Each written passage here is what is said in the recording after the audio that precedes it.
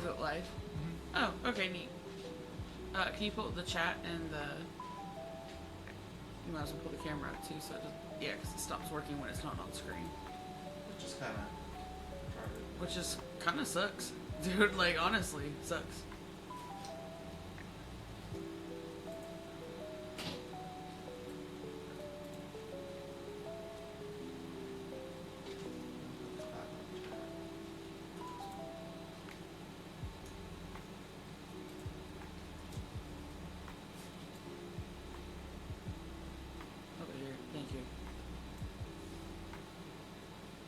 I wonder if our viewers will work today, since we fixed it. It should be working.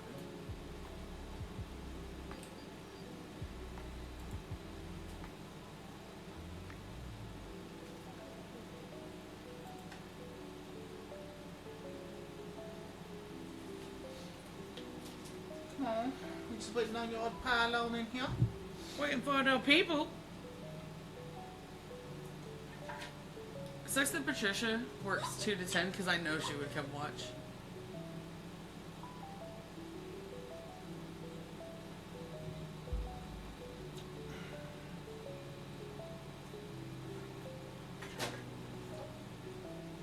Come on in, everybody. The water's fine.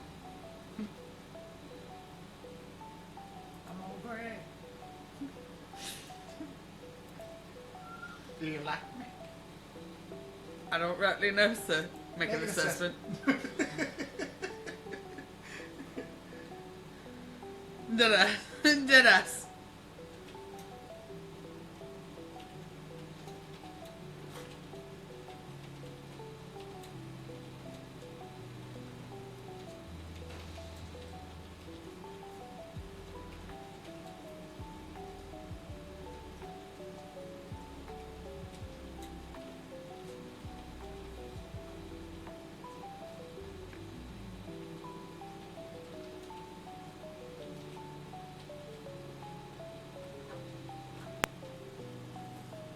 Sorry, guys. People popped in. Sorry. Give me 1 second. That's why I need the chat on your phone.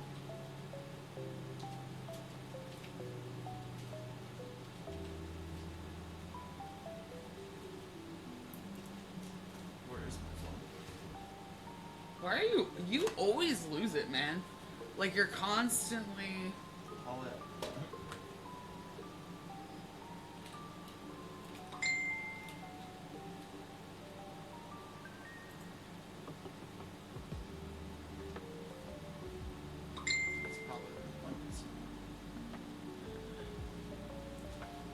I love Patricia, but her damn...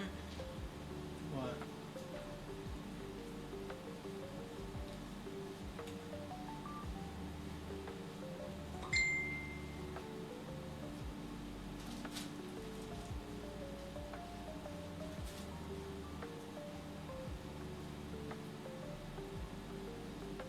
I'll answer her later. It's that lady that took the 3 kittens. And she's sending me pictures of them. They're really, really cute. Damn, where are all the people at? Where are the white women at? That is, I swear that's my favorite Blazing Saddles line. Like, dead ass, like, that is my favorite thing. Where are the white women at? On my phone.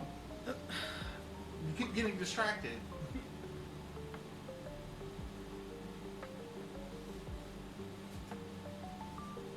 I do keep getting distracted. I'm trying to get people in the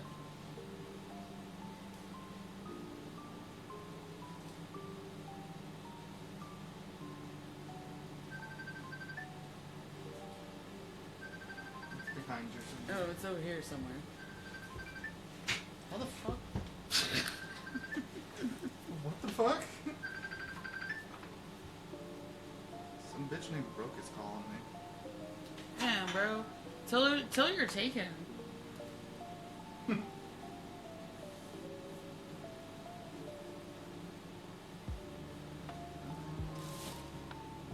We have the warning on here that I can smoke, right? Yeah. Oh, okay. Cigarettes are fine anyway. Neat.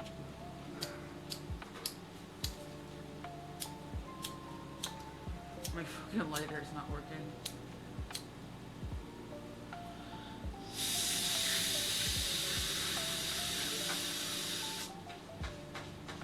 It got wet. How'd it get wet?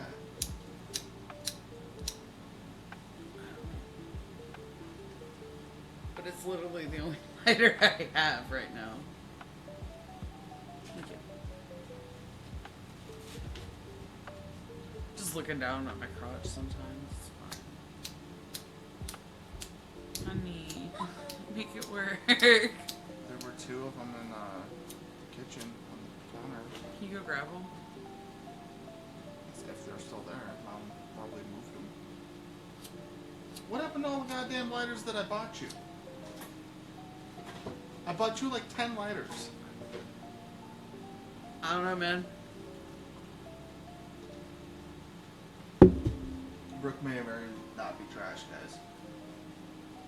It's okay, we love her anyway.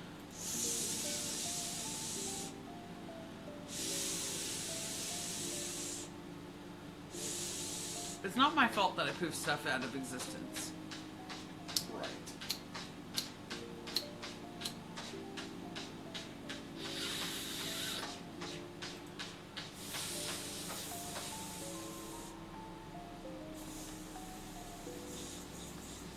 Well, we out here.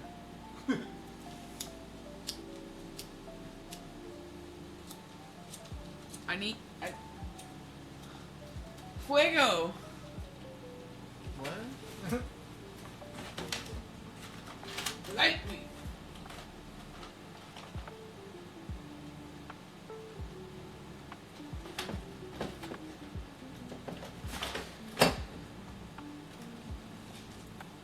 I guess I could finish the last, like, 10 pages of my book.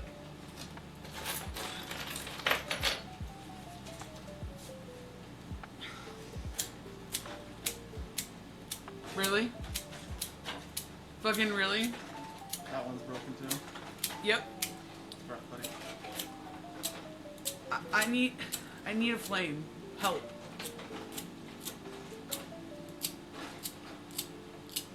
Baby, help.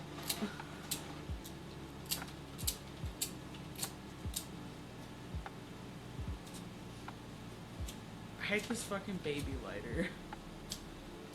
Just work, honey. What? Assistance. Assistance would be appreciated. What's wrong with that? I don't fucking know. It's not working.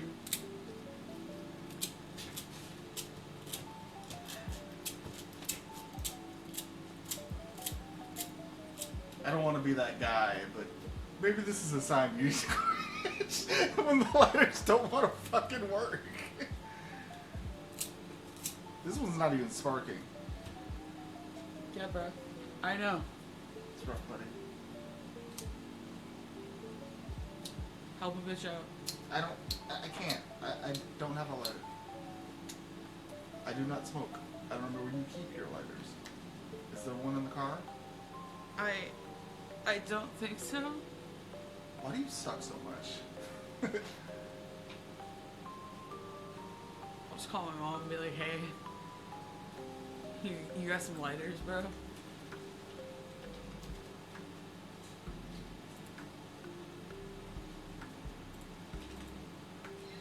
Hey, question. Do you have a lighter somewhere here? Can I... My lighter got wet and it's not working.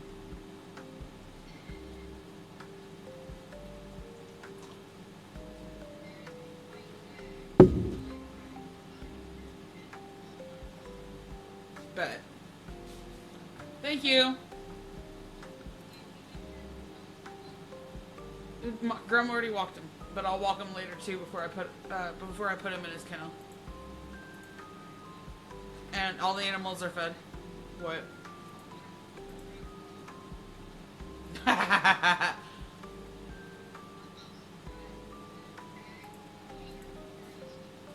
Oof. Guess so. Right. Okay, I'm gonna let you go. Alright, bye. Ha ha ha ha. What? Man, always ask an ex-smoker. Be right back, y'all. Keep them entertained. Entertain the masses. I don't know what to do. What do you mean? I don't know what to do. You're fine.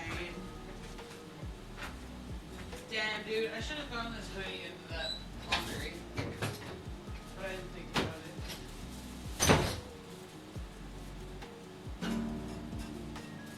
She may not be trash, guys. It's fine. It's fine. Everything's fine.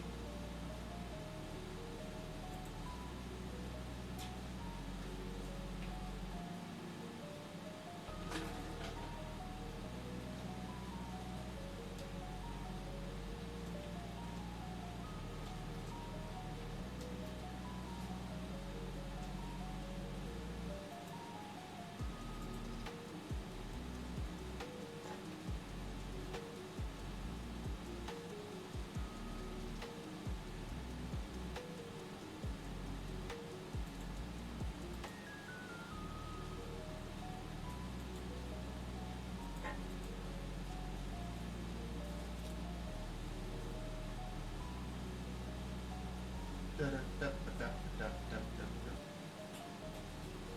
that lo-fi playing in the background. We chilling.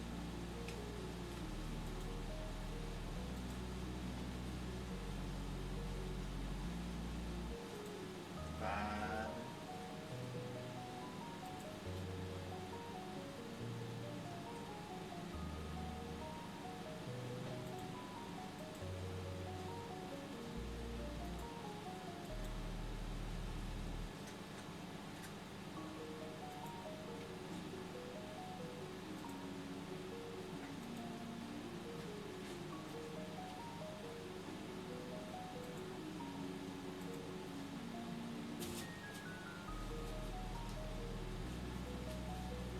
Hope everybody's out there doing alright.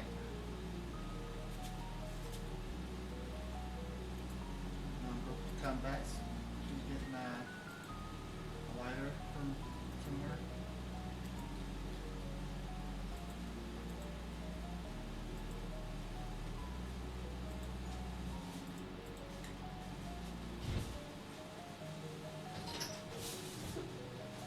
I would just like to point out that my mother is not good at giving directions. I could have told you that. Because low-key, she was like, it's on the black rack.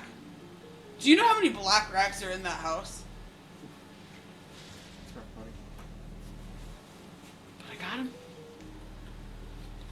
I got some.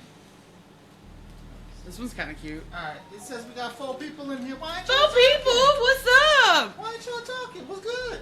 Sorry, yo, I had to go get flames. I don't have a be right back thing yet. What's good? How y'all doing?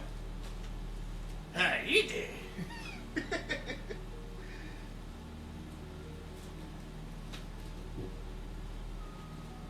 Oh, they don't even love us. You see that?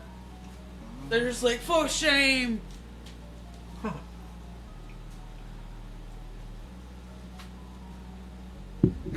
What's Gucci for the Gucci? That's great. Love that. Love that for you. Yeah, we had 2 other people in here. They just disappeared. What happened? They just left us. Right. Abandoned. Forgotten. Finally, a lighter that fucking works. Ooh. This one has a fucking scythe on it. Check it. What is that, yours now? Oh, all of these are mine now. She don't smoke. She don't need them. I left half the bag. 6 lighters. They will be gone within the week. Shut up, man. I've kept this lighter for like 2 weeks. We'll wait a few more minutes and then we'll get started, okay? Just waiting on people to pile in. We can just chit chat until then. I wish I could see like the names of everybody in the stream, just to see who's in here. Oh, you can. I'm just retarded.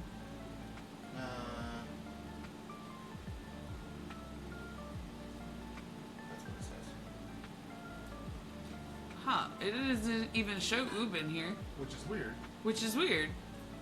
Because he's definitely here and present, standing at attention. Like a good boy. You know, okay, so... Get on your knees. Be a good boy for me. Who's mommy's dirty little giraffe? What the fuck?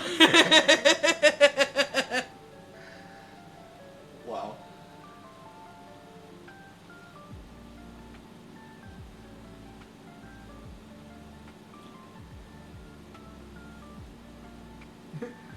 Fucking beard's weird, yelling at the mic. He's like, wait, what? Can we talk about how fucking Eminem murdered Machine Gun Kelly so bad that he Switched genres? He had to switch genres. And then he failed at that too. That's rough, buddy. Just damn. You know what I'm not looking forward to? So in reading these books, there are some books that have the term heaving bosom, and I do not like. Every time I read it, I'm just like, The fuck does that mean? Heaving bosom. right. It's like.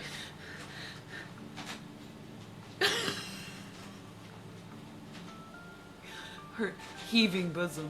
What the fuck? Bro.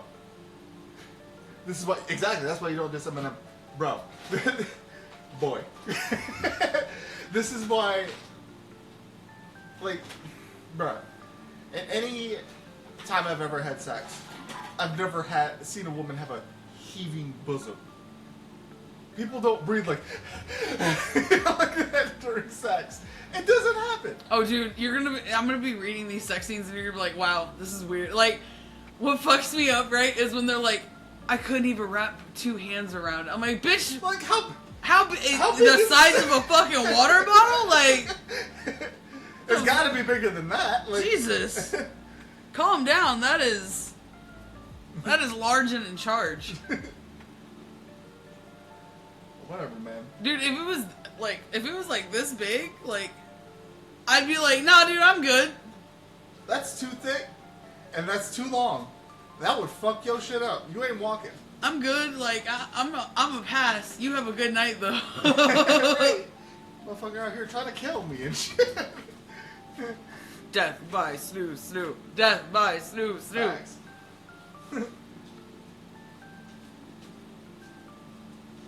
Yeah, they gotta be natural. No plastic surgery. Dude, here's the thing. If I could get plastic surgery, I would. But you know what I would do? I would make my tits smaller, and then I would have them make them look like porn star good, where I could wear shirts without a bra. That's all I want. I just want to be able to not wear a bra. Fuck implants, man. I don't want implants.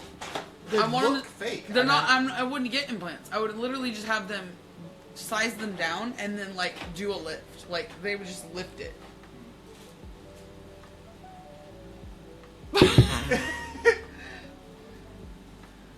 Oops, here for it. Look, dude, I'm a triple D. Not lying. Like triple D. Like it's a problem. Like finding bras is a problem, and like you end up paying like $70 fucking dollars for a good bra, and it's a pain. It's a real pain. Welcome, new person. Welcome.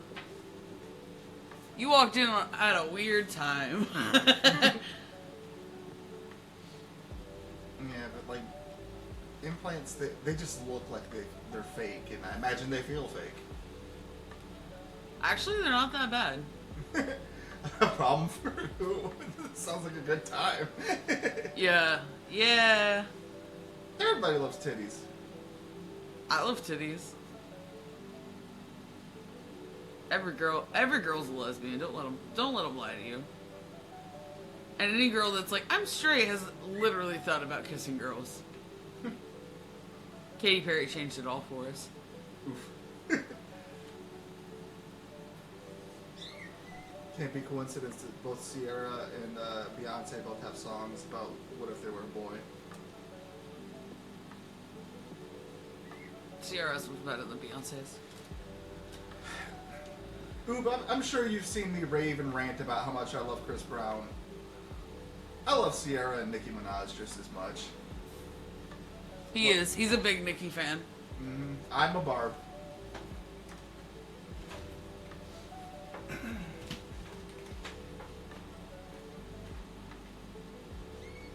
I guess. Did it feel like? How did it feel, man? Like, not to be too personal, but how did how did it feel? Does it feel like it's fake? Like, explain the texture.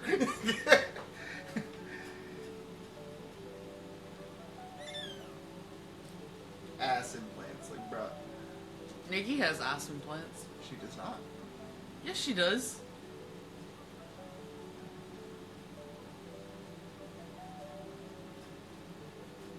Oof. It's hard and soft. Weird. Basically, when you're watching the porn, if it doesn't jiggle, it ain't real.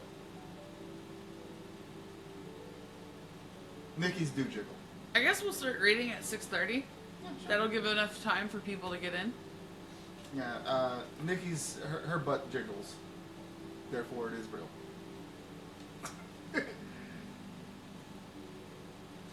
You ever hear about that shit that happened with Tory Lanez and Megan Thee Stallion? They wrote a song about that shit called Bigfoot. Yeah, Nikki wrote this track to Megan called Bigfoot. Fucking Eminem, if I was to ask Megan Thee Stallion for if she would collab with me, would I have a shot at her feet? I hate her too. Like, her music's good, don't get me wrong, but she's a terrible person. And that's why I don't like her. Like, because all the evidence points to they framed Tory and just blamed him for something that somebody else did. Like, he had no evidence that it was him. Like, there was no fingerprints, nothing. The doctors didn't even find a bullet in her fucking foot. It was glass. And he's the one that took her to the fucking hospital. Like, if you shot somebody in the foot, why would you... Right, like, if you were pissed off enough that you wanted to hurt somebody by shooting them, why the fuck would you take him to the hospital, too? Make it make sense. And they got this man doing fucking 10 years in prison for this shit.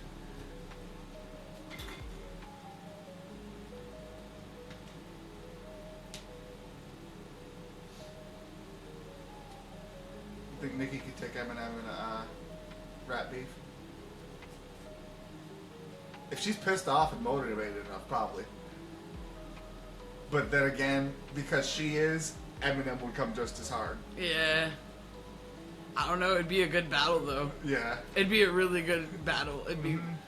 Dude, you remember when he was beefing with Mariah Carey? Bruh. Dude, she had a whole video where she was dressed as Eminem. Yeah. And then he put out a song called The Warning, and then she stopped. No, he put out Superman. Oh, yeah, he did two tracks. Did he? He did The Warning, and he did Superman.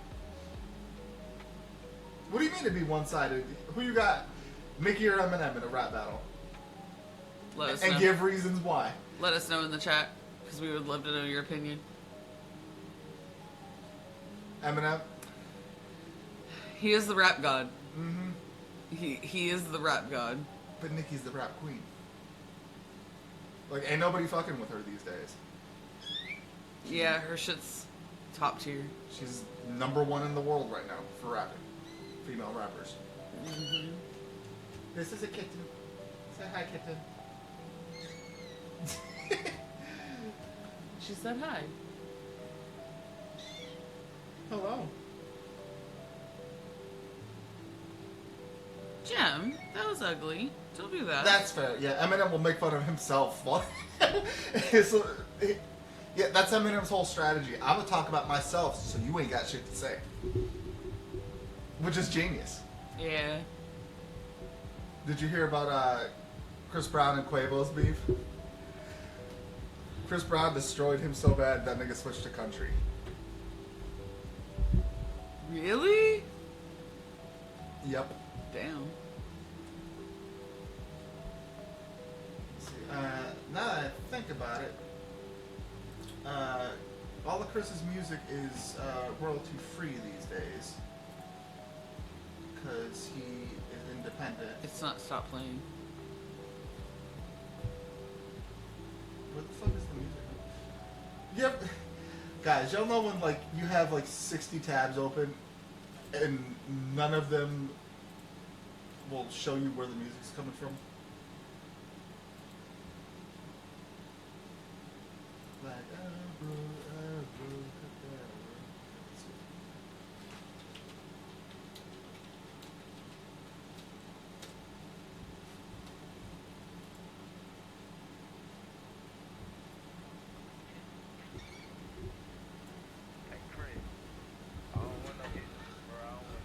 that's Quavo.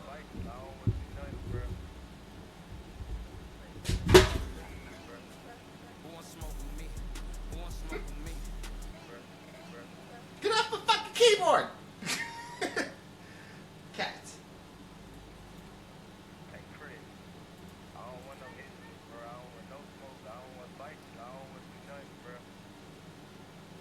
Yeah, Eminem versus Cardi B. Cardi B doesn't stand a chance. I don't know, dude. Cause Cardi goes. No, it's Megan. It's Megan that goes hard. Cause remember WAP? What else? She had no fucking business going that hard. They were just like, "Hey man, we have a song we'd like you to collab on, and it's called Wet Ass Pussy." She was like, "I got you, bro," and then went hard as fuck for no reason. We were all like, "Why?"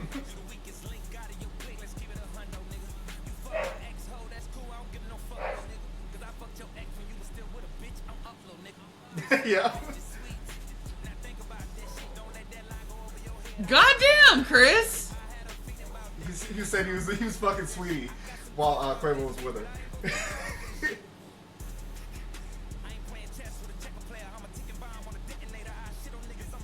Yeah, Chris can rap. He didn't do it often, but Yeah, this is completely different than anything else I've heard from him. yeah, I can understand that. I don't like Cardi's voice either, to be fair. I like Cardi.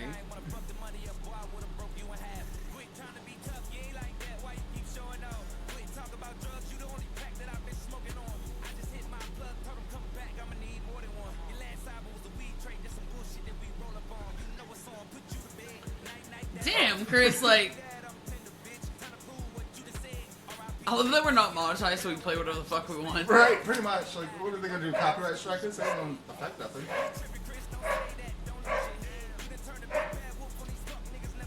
Right, you're just like, okay. They like copyrighted our first video, and I was like, Yeah, because of Lil Dicky stuff. I can't make money, dude. Like, what does it matter? I'm not an affiliate.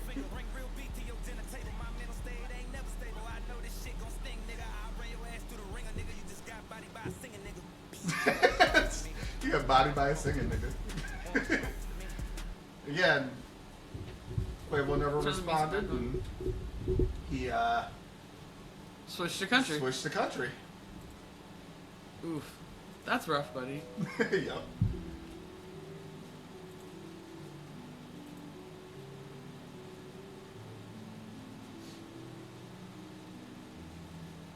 I was never really into Lil Kim. Now we're talking about fucking female rappers and shit. I was never really into Lil Kim. Can't even remember. Eve was alright. Eve was alright. She kind of dropped off the map, though. I don't like Kendrick's voice. Kendrick's a mumble rapper, and I don't like it. Which is weird because he's signed to Eminem. Eminem hates mumble rappers. I don't know, man. He's signed to Aftermath Entertainment. Ooh, we got 4 viewers. Hey. Alright. You wanna go ahead and start? Yeah, we can.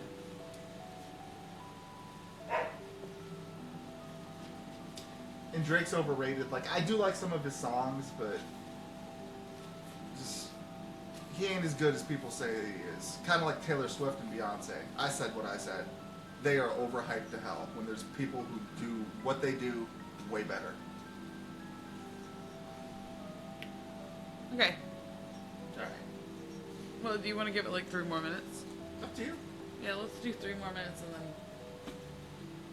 Guys, I read other books while I'm not on stream, and last night I got off stream and we were doing our shit. I made dinner and everything, and I have this thing where I talk in my sleep, and I literally fell asleep with the book in my hand, sitting up, and looked at Malik. What did I say?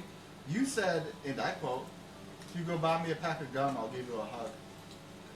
And I'm like, what? It's like, all pandas don't like macaroni. Say weird shit when you're out of it.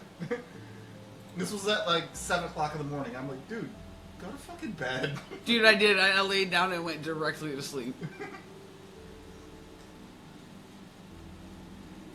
I'll just lead up and say weird shit in my sleep. Where's your phone? Because I sometimes write down the shit that she says to me. You even post that on Twitter? No, but here. I'm going to let's see if I can find some of them. I can't help it, man. I don't know what I'm saying.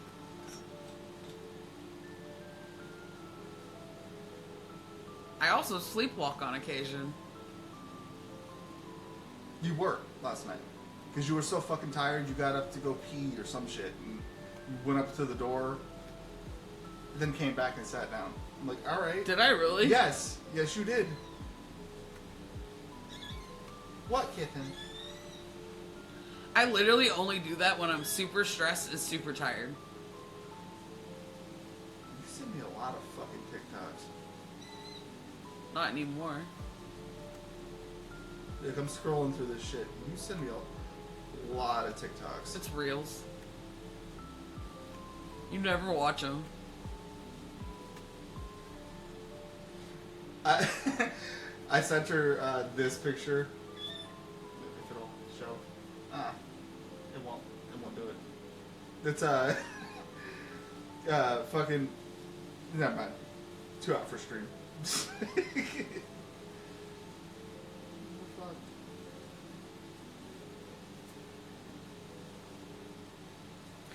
Alright, let's start. We talk a lot. Yeah, I know. Alright, so Chapter 1, Vol 2. I write this down because I don't trust Brom to write his novel without twisting my story around. I'd seen the wheels turning in his head in that peculiar way writers get when an idea starts taking off on them like an ornery horse. I'm sure the countless days and nights we spend together in Cruden Bay, where I opened myself up and poured my heart out to him, paled in comparison to what Mr. Stoker's brain could conjure up. Thus, I'm not relying on his tale to be accurate in any way, shape, or form. He told me this title is The Undead. I was hoping it would be called Baltu or Count Amanoff. Besides, over the centuries, my memories had begun to fade. I used to pray for the day I would forget all the pain, and for the day I could burn my memories of her to ash. But I know that one day I'll have to remember her. To forget her would be to forget what it's like to be human, and I'm dangerously close to losing myself altogether at times. And so I will write down all I remember of her, and hope that our love might bring about my humanity. One can only dream. I've been doing a lot of dreaming. So it says, The Great Wrath, 1714, the Kingdom of Sweden, the land currently known as Finland. I waited for her that morning like a starving man for a crust of bread. Nothing would ease my hunger, not the sunshine on my face, the call of the meadowlarks from the thicket, nor the wind rustling my humble field of wheat, all things that would normally bring me pleasure, even on the saddest of days. Mina, even her name felt like a song, like an answer from God to make up for a past awash with grief. Losing my first wife Anna and the child, a child we never had a chance to name. Then having the country invaded by the enemy, the burning of Helsinki. Then most of this is Helsinki. Then most of my land taken away from me. Even all of that felt trivial whenever I thought about Mina. She was my redemption, my second chance at life. She was a salve on the deepest wounds of my existence, and those wounds ran deep. Even the harsh reality of this new world didn't have a chance against the way she made me feel. The hope she brought me. If I thought about it even for a moment, I would have known how impossible our love was. How there was no future for us. Not when I was a lowly farmer, just a peasant in his mid-30s. And she was the daughter of the general, the very monster who took over the countryside and made it his.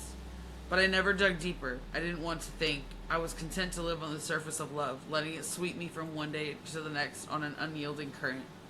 No fear of the turbulent water and jagged rocks that lay ahead, ready to flay me to pieces. The sound of hoofbeats came from beyond the line of birch trees, and a flock of starlings suddenly flew above the leaves, frightened by Mina's approach. I was standing at the start of the forest, my cottage barely visible from around the bend. If anyone else were to approach, they would come along the road, not from behind, through the birch and berry shrubs, where there was no trail. That's how I knew it was her. I found myself running now to meet her, leaving my wheat field behind and disappearing into the trees. I was almost to the pond, our meeting place, when I saw her horse between the tree trunks, the eyes on the white bark watching me, perhaps even judging me. Mina was cloaked, her gray hood covering her... The trees are judging you? What the fuck? Mina was cloaked, her gray hood covering her head, and I watched in awe as she lifted it off, her face becoming visible. She saw me approach and smiled, so joyful that it nearly brought me to my knees. She would always be the most beautiful woman I had ever seen. Mina's hair flowed around her like a cape, red and chestnut, shades of burnt bark and raspberries, strands of blonde catching the light as the wind pushed it off her face. Her hair was the color of the fiery light from a dying sunset, one last burst of crimson before it faded into night. Yeah, I'm petting her. She's fine. Where was I?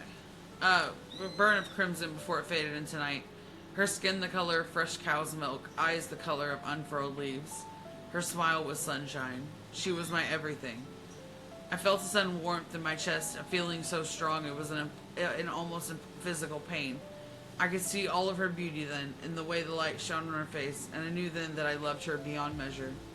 "Hello, Valtu," she said in broken German. "Hello, my dear Mina," I said. My German only marginally better than hers. Language had been difficult for us. With Sweden's rule over Finland, Finnish was largely forbidden. Babe, put her down on the floor. Well, don't fucking eat yourself into the void, dumbass. Okay, language had been difficult for us with Sweden's rule over Finland. Finnish was largely forbidden, and I had learned to talk, read, and write in Swedish, as well as a bit of German for trading purposes. But in my early days, I didn't understand Russian, and Mina only understood some German. It didn't matter, though, because when I was with her, words didn't mean as much. We communicated in other ways. She dismounted, but I was already at her side to catch her, taking her in my arms and lowering her to the ground.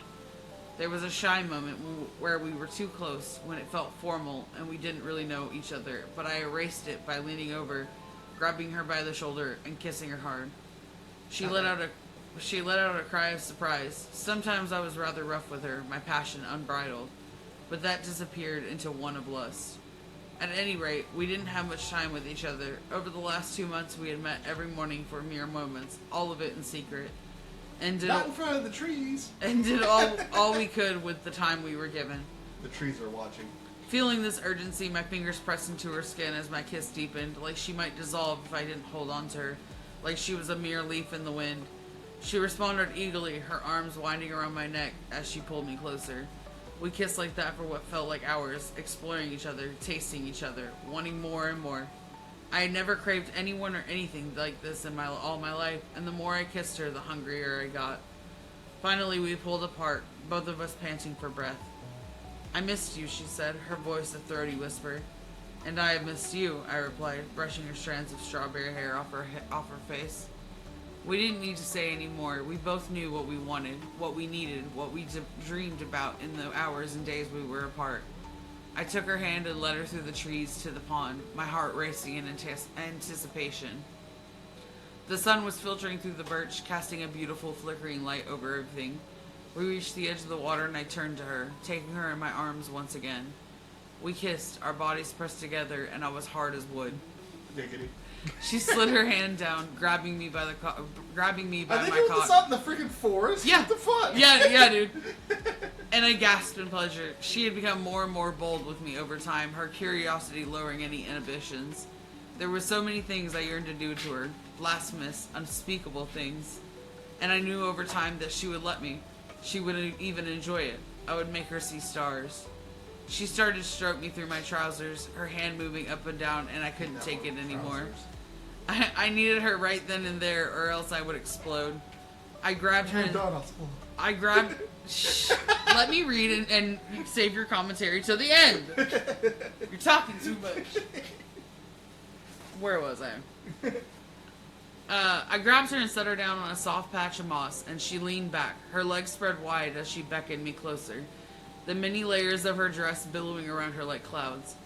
I didn't need to be asked twice. I pushed up her dress and undid my pants, sliding between her legs, pushing myself inside her in one smooth thrust. She was already wet and ready for me, as she always was. She cried out and I started to move, grabbing her hips and pounding into her. The water stirred near our bodies, wind rustling the trees, and I felt everything so clearly. It was as if I was ascending into something new, a higher version of myself. Like I was closer to that god I once cursed for taking my wife and child away from me. Being deep inside Mina was like stepping onto another path, toward another life, a better one. I could feel my orgasm building, could feel her tensing up around me, and I knew it was time. I slipped my hand between her legs and rubbed where she was slick and slippery, until she let out a long moan. Her orgasm started to build, her body tensing up and then exploding around me. I grabbed her hips and shoved myself in as deep as I could go, holding her there as I came, my body jerking with pleasure so encompassing. I felt like my head was put on backwards. I stayed there until we both finished, her body going limp beneath me, and then I withdrew, rolling over to my side and staring at her. She was breathing hard, her chest heaving, and a satisfied smile played on her lips, their color a deep red, bruised from my own lips. I felt a sense of calm wash over me, a sense that everything was going to be okay. Did y'all charge your JO crystals? She looked at me, her eyes deepening in color as the sun shifted, the pink of her cheeks fading. Then a look of fear came across her pale brow. "What is it?" I asked, my voice hoarse. She rubbed her lips together, the line between her delicate brows deepening.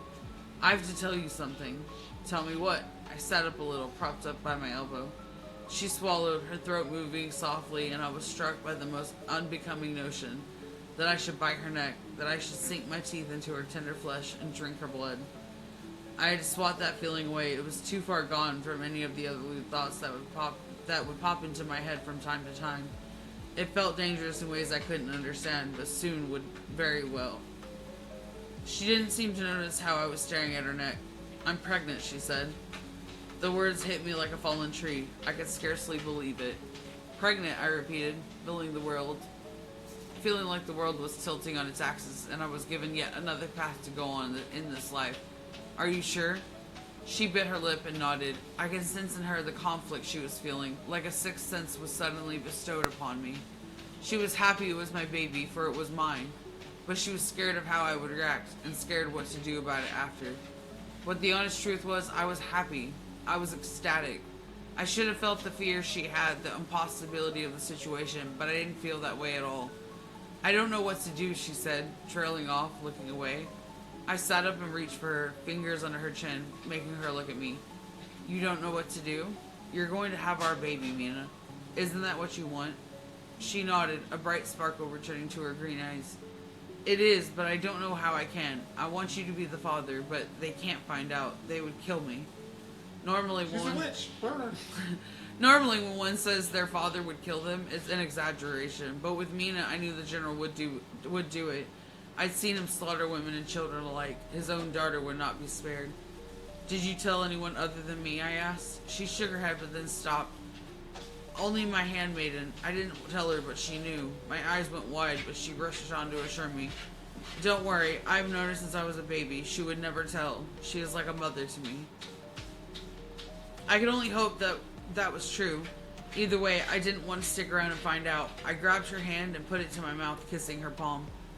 "We will find a way. We can escape to where they won't find us." I didn't know where they could be, considering the Russians had taken most of the country, but that didn't seem to matter at the moment. I watched her as her shoulders lightened and tension left her jaw. "Okay, we will have to leave soon before they can tell." She reached down and rubbed her belly. Under the layers of her dress you couldn't tell, and even when I put my hand there, it felt normal to me. That was until I felt a surge of warmth and electricity come from her belly and into my hand. I never felt anything like that before. It was like I was feeling life itself. I could practically see lightning traveling up my arm. "Where do you think we'll go?" Mina said, oblivious to what happened. "I don't know," I said after a moment, distracted by the feeling of pure life beneath my hand. What was happening to me? "Were you born here, or did your parents come from somewhere else?" she asked. I was adopted," I told her. "I never knew my real parents." "Oh? That is..." "I never knew my fault." Oh, that is interesting, she said. I don't even have a birthday, I said absently, still feeling that energy surge through me, enough to make the hair on my arms and back of my neck stand up. We'll have to change that, she said, moving so that my hand fell away from her stomach. Perhaps you can have the same birthday as our child. I do hope wherever we go, I can play music. The only problem is, I'll be too fat to play the harp. Mina was an accomplished musician, according to herself, but her voice was so clear and melodic that when she sang to me, that I believed she had a natural talent. In a way, it was her passion for music that made me take it up over the years. We will have to leave without the harp, I told her. Without anything that won't fit on a horse's back, but I promise I'll buy you anything you want once we're safe. I was such a fool. I had no money. All my wheat crop went to her father, and he barely gave me anything to survive on. I must have known that we would never be able to run away without being found, but that there would be no happy ending for us. I must have known that it would only end in death. But I believed the words I was saying like only a fool would. And Mina was happy. She grinned like the sun coming through the clouds, and she reached for me, pulling me down so I was on top of her, kissing me deeply. My hands went up her legs, eager to feel her skin, and that was the last time I would ever feel her skin. Even though it all happened so fast, I knew it was going to happen moments before it did. I could hear the footsteps creeping through the brush. I could hear whispers. I looked around startled, but there was nothing around us at all. I didn't quite understand what was happening to my body. I didn't know that when I really was, or the change that was about to be underway, as it was for anyone with my background who turns 35. I didn't even know how old I really was. And then they appeared across the pond. 5 soldiers belonging to the general. They saw me with my hands on Mina, and that was all they needed. They started running for us, swords drawn, and I got to my feet and hauled her up so that she was over my shoulder like a bag of wheat. I had never moved so fast in my life, and it was like I had a preternatural grace about me, like an animal taking flight from a predator. Little did I know that I was becoming the predator. I ran to Mina's horse, flung her over its withers, then pulled myself astride, urging it into a gallop through the woods.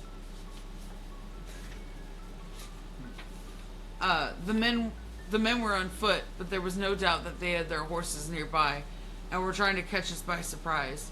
I wondered how far we could ride, if we could actually escape this way. It was September, but we could ride into the north of the country for at least a month until the snow set in. Perhaps the native peoples near the North Pole would shelter us in the unoccupied spaces. The horse went as fast as it could, jumping over logs and streams, dodging trees and rock, and neither of us spoke. Mina gave out the occasional whimpers or sob, and I knew that she was crying because her handmaid had turned her in, and that our lives had changed quicker than we were ready for. I didn't even know where we were going, but then I heard it over the thundering sound of Mina's horse, the hooves of other horses racing fast, coming towards us. It was too late. When the forest opened to a meadow, a river cutting through it, there was an army of mounted soldiers on the other side. A roar came out of my throat, something deep, dark, and feral. It scared Mina, startled the soldiers, but it wasn't enough to deter them. I turned the horse on its heels, but now the soldiers were coming up from behind, and we were surrounded. "Mina!" the general's voice came from the pack, and the horses parted as he came through. He was a tall, thin man with an imposing face, like it was carved out of pure rock. He put his hand forward as if to reach for us. He said something in Russian to her, something I couldn't understand, and yet I understood.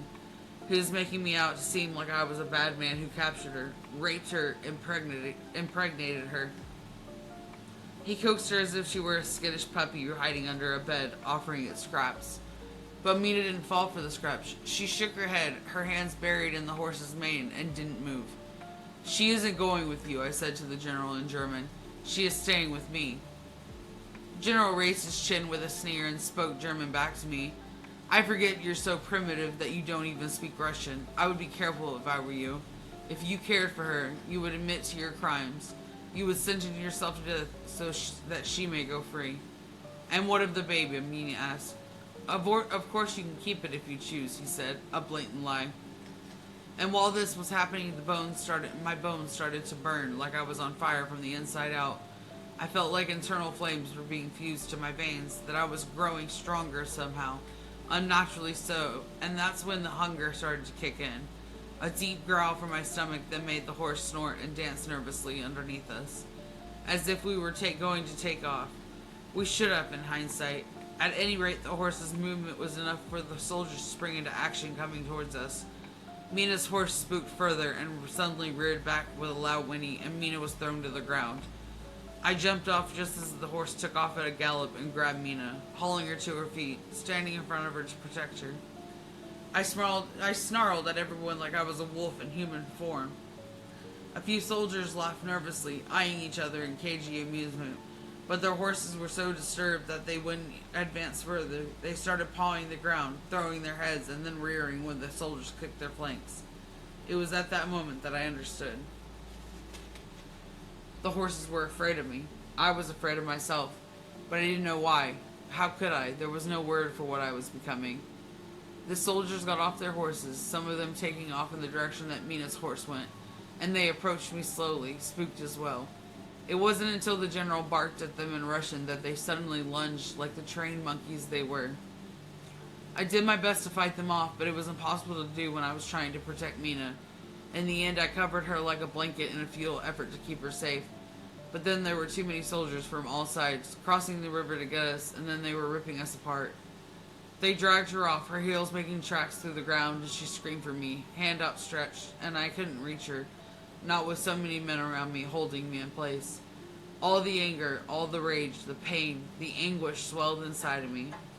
I felt myself transform into something. The fire in my bones, the hunger in my gut, the pure animalistic urge to kill and fuck and eat. The soldiers, the soldiers felt it too. Fuck you all to death. And all the horses were gone, and even the general had dismounted before his steed took off on him. He grabbed hold of Mina by the hair, making her scream. He threw her on her back in the dirt. "Stop!" I screamed, another inhuman voice that was ripped out of me, tearing apart my throat. "What will happen to the baby?" the general sneered in German. He raised his brute, brought it down in horrific slow motion. He stomped right on Mina's stomach. I howled in pain, panting, clawing, trying to do what I could to stop this nightmare from unfolding. "Mina!" I cried out. She had the wind knocked out of her, his boot still pushing down, and she was trying to reach up for her father to help her. Gasping for air, face contorted in pain and terror. But he didn't help her. He just said something in Russian. A word I understood. Whore. Then he brought out his sword. I was done with feeling helpless. I started to fight harder as the fire in my bones started to drown me in pain. But the pain was nothing compared to what was about to happen. I remember I was calling her name, screaming it until my voice was hoarse, as if that alone could stop things. But I now know that fate is stubborn when it is set in motion. Nothing can stop it. The general raised the sword above Mina's head. Her eyes widened until the glint of the sun on the sword made her blink. He hesitated for a moment for the world to slow down. A moment for Mina to realize she was going to die. A moment for me to realize that I was going to lose her. The same moment I knew I would kill everyone in my path. My heart will always find yours," she screamed at me. He brought the sword down, sliced through her neck, decapitating her. Oof. Her head rolled away, stopping at my feet. Beautiful, lifeless eyes staring straight up at the sky, the color of unfurled leaves in spring. There was no time to feel broken at the loss, at the horror, no time to weep, to grieve, to even feel shock. I became a monster. I fully gave in to what I was trying to hold back, that last piece of humanity running away from me like the blood from Mina's severed head. With a surge of fiery power, I let out another roar, inhuman enough to make blood run cold, loud enough to shake the earth, and I fought. I surged forward, clawing, biting, like a ravenous bear. The soldiers stabbed me with their swords, but they didn't kill me, and the pain only felt sweet, and I kept going until I had their swords in my hands. I worked my way through the soldiers, biting into their necks, tearing out their throats, stabbing in them in the chest, the face, the head, leaving them to bleed out while I destroyed them all. The general at this point was trying to get away. He was running on foot for the hills. He had no one left to protect him. I gave chase after him. This time it felt more like a game, like I was actually enjoying this, predator and prey. I laughed maniacally as I went, slowing down and speeding up, letting him think he had a chance of escape when I already knew when I already knew he didn't. Finally, he fell down, too exhausted to get up, and I was on him. I took my fingers and plunged them into his eye sockets, ripping at his eyes until his eyeballs were in my hand. Then, while he was screaming, forced his eyes into his mouth, grabbed his jaw, and made him chew and choke on them. Goddamn. Then I put my body over his, bit into his neck with newly sharpened teeth, and drank down his blood until that hunger I had was finally satisfied, until his screams vanished into death. It was the end of me. It was the beginning of someone else. Something else. Took decades of killing people and animals, drinking their blood and hiding my true self as I traveled south, taking a boat across to Estonia, then disappearing into Eastern Europe, where it was easier to hide, before I finally met others that were like me. When I discovered there was a term for what I had become, a vampire, and that my birth parents had been vampires too. If they had raised me, I would have known that at age 35 I would transition from human to vampire. But I didn't know. I found out in time to save my own life, but too late to save Mina's. Too late to escape a cursed life, one that will follow me into all of eternity. So that was chapter 1, guys. What do we think? There was sex, there was beheadings. Goddamn. There was unbridled murder. We love that for him.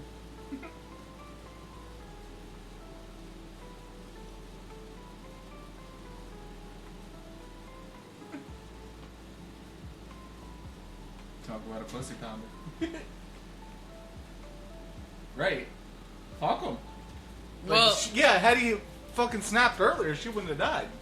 well, like, he didn't know that he was turning into a vampire. So, like... Oh, I thought he was already a vampire. No, he was okay, so he was a human, right?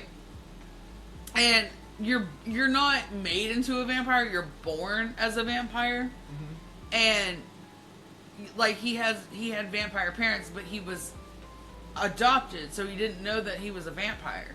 And in this world, I think female vampires turn at like 19 or 20, and then male vampires transition at 35. I guess it's because that's when your body is fully grown. But yeah, no, he was not a vampire until after she died and he transformed fully. So, horribly inconvenient timing, basically. Yeah. Yeah. Just like tragic timing. That's rough, buddy. Well, you've already had a killing spree, already had a sex scene. How do you feel? How's it feel? That's like the mildest shit too. Like it gets so much worse. There's a blood orgy at one point.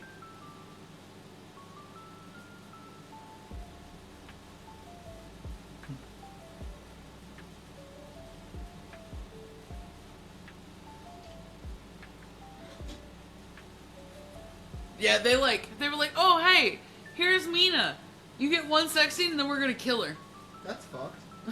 Like, we're gonna murder her. Because fuck you, that's why. Apparently. Damn.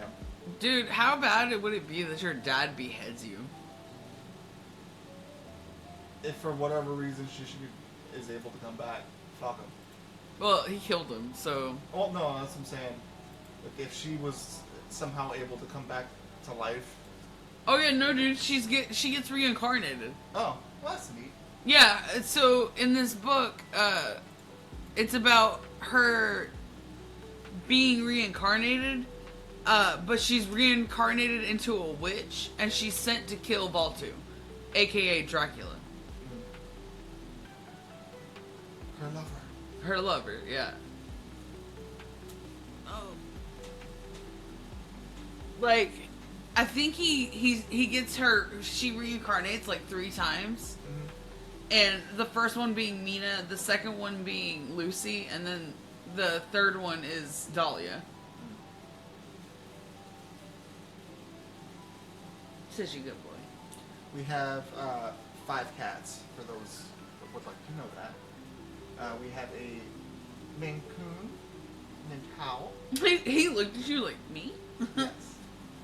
We have a Orange Point Siamese named Merlin. Two tortoise shells, one named. They're actually Gemini's a tricolor calico. Oh, sure. And then Sophie, which I'm sure y'all have heard of. That's the tortoise shell. And then we have a black kitty named Nimue. She's named after the Lady of the Lake in King Arthur's Tale. Kind of goes with Merlin.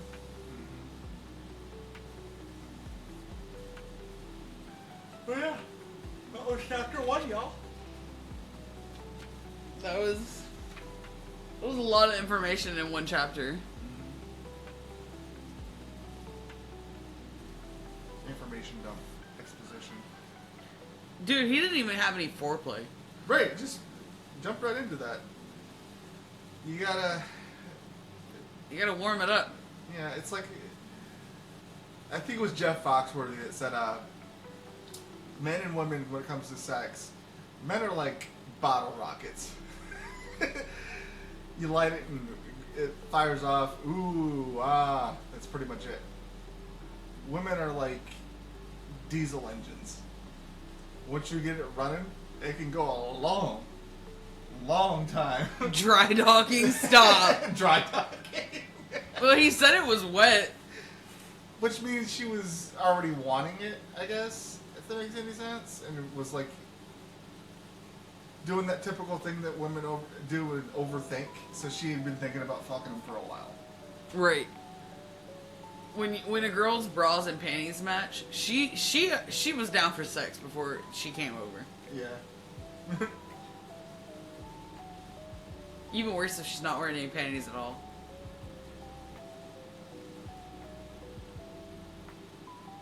I'm just saying. I was gonna say something aloud, but no, that's private information.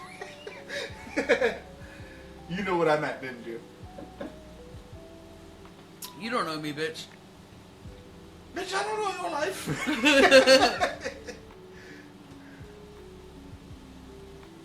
I don't know why, but that just made me think of, where's the pussy products at? Fucking gang growth, man.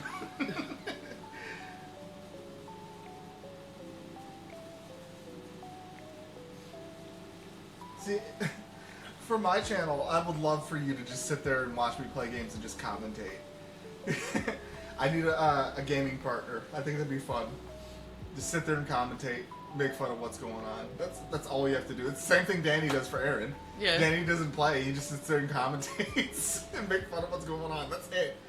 And then I just feed off of whatever you're doing, and that's it. I think it'd be fun. We can do that. Shut your bitch ass up. Don't worry about me, ho. Fuck it, I'll say it. She was talking about even better if the woman doesn't wear panties. Brooke never wears panties. I don't even own panties. It is fun. It is fun, and you know what? I've actually had a long like career kind of thing of commentating because I used to do the same thing for Garrett, my brother. They don't know. My brother Garrett, he plays games as well, and I would literally sit there and be like, "Dude, you suck." Yeah, literally, that's all you would have to do is just sit there and commentate. Watch what's going on, commentate what's going on in the game. Yeah, you need talk to about random shit. You need to have a stream schedule.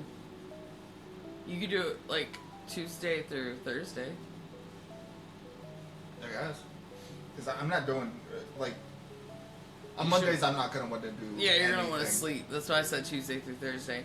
You could literally, like, we could play the new Marvel game. Mm-hmm.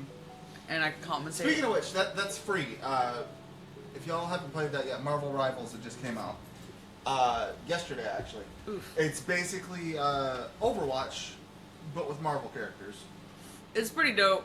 Rest in peace, Overwatch, because everybody that was playing Overwatch switched them off Rivals. It's really It's dope. pretty. It's nice. I found out that I'm apparently going to be a Scarlet Witch main. Yeah.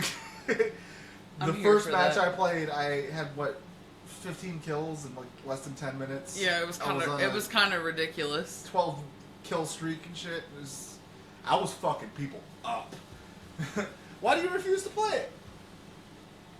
Dude, it's actually really good. Like, I was watching him play it last night while I was reading, and it was quite good. I enjoyed it. She don't even play games.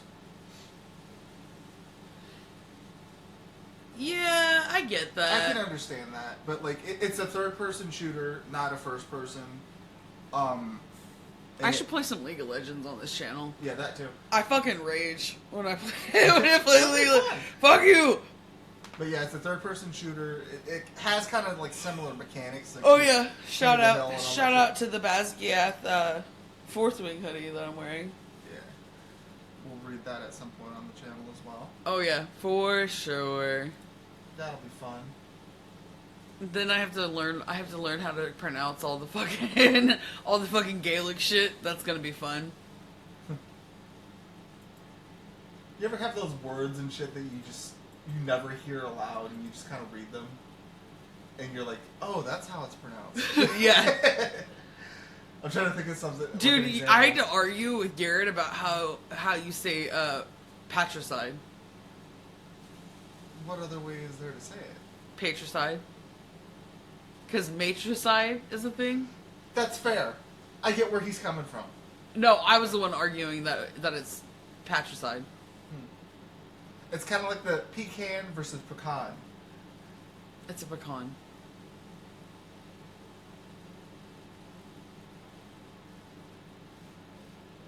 What are some other words that are like that?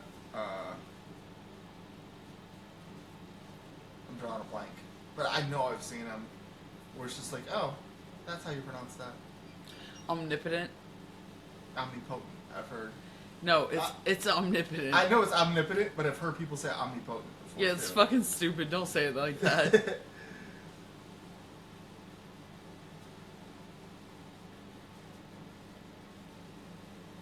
Damn. Man's a fucking hater, apparently.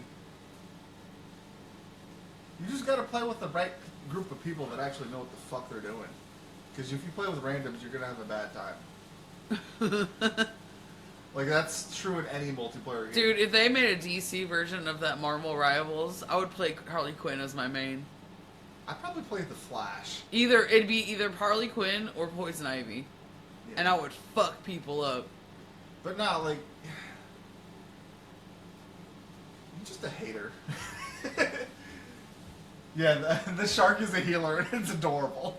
Oh, they have a skin for it where he's wearing a pink fluffy dolphin outfit, and it's so fucking cute, bro. That was the very first one I made him play, because I was like, dude, play the shark. Jeff the shark. The shark is great. Yeah, but in multiplayer games in general, like Brooke will tell you, because she plays League, if you have shitty teammates, it doesn't matter how good you are. Facts. Like, if your teammates suck, like, yeah, you're not gonna win. Mm-hmm. And losing is no fun, and it'll just piss you off. Mm-hmm. That's part of the reason why I stopped playing Overwatch originally, was because I got tired of playing with randoms in ranked. Like, I was platinum rank, and I dropped all the way down to bronze because I kept losing games because my teammates were fucking garbage. Oh, dude, that sucks. Like, you have to carry constantly. I stopped playing ranked because okay, so like, I used to play League, and then I started playing Mobile Legends, which is just League on your phone. And I stopped playing Mobile Legends because every time I would play ranked, the motherfuckers were trash. Mm-hmm. They were straight trash, and then they would report you for stupid shit. Mm-hmm. Which, dude, I'm not into that. Like, it's just in general, you're always... It's better to play with friends than with a squad. I mean, randoms. Like, in fact, if your friends suck, even worse. yeah. Like, no disrespect to Kodo, which I'm sure you've seen him play. He's garbage at Overwatch. Like, his aim and his mechanics are awful. It always used to piss me off playing with him because he could not play for shit. Dude, I feel that. Like, I'm like, garbage at games. Like, it's fun to play with friends, but your friends have to be at the same skill level that you are for it to work. If anybody's lower than that, you're gonna fail every time. And just anytime because Christine's CL, she plays healer on Overwatch, and she's damn good at it. Joe plays DPS, he's damn good at it. And then we had me as tank, and then Tristan heal, as you guys would know him. He would also play tank. So between us, we were fine. But when those people weren't around, and I only had other people, everything fell apart. Right. You need your squad. Yeah, you gotta have a squad that has about the same skill level as you, or you're gonna fucking fail. Period. That's how all multiplayer games are, unfortunately. Yeah, it sucks. It does suck. And you basically anytime you play with randoms, you gotta gamble. Yeah, I really read for 30 minutes. Yep. The first chapter, 30 minutes. Damn. I don't know why Chrome decided, hey, fuck you, I'm gonna close out, but... Did it crash? I don't fucking know. Sure did.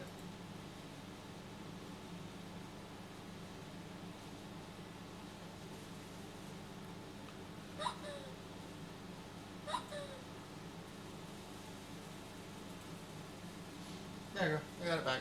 Neat. We have been live for an hour and 11 minutes. Habits? Sorry, y'all. We didn't get much sleep last night.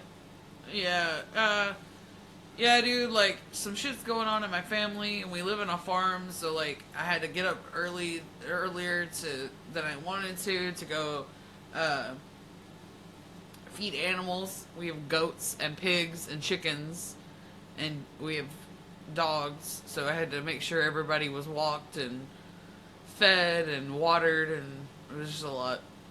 I have to do that every night now. Yeah, my stepdad's in the hospital right now. He went in for a cardiac procedure, and they found out that he has 100% blockage in 2 valves and 90% blockage in another one. And it's actually called the Widowmaker. Which, like, dude, why the fuck would your doctor tell you that? Mm-hmm. Because that just makes you feel like you're gonna fucking die. Yeah. So, Not okay. my stepdad is gonna be having a quadruple or a triple bypass. So that's what's going on with us. Yeah. But yeah, we didn't go to bed until like 7 o'clock this morning. Yeah, dude. Sleep is... But to be fair, I'm purposely trying to stay awake like these long hours and shit. Because when I start my job, I'm going to be working 6 p.m. to 6 a.m. So I kind of need to get used to this. And then she wants to stream on the days that I work at 6 p.m. when I leave. Yeah. Yeah. Well, you'll have to leave at like 5 to get there. Because it's about a 45-minute drive. We live out in the freaking boonies, guys. Mm-hmm. Gas money's a problem. Because neither of us are currently working at the moment. Gas money is hard. Because you have to drive an hour to get anywhere. It fucking sucks. Yeah, dude. I told you I didn't like living here because it was so far of a drive. Mm-hmm. Like when I was driving to Sulphur Springs, like every other day, dude, the shit killed.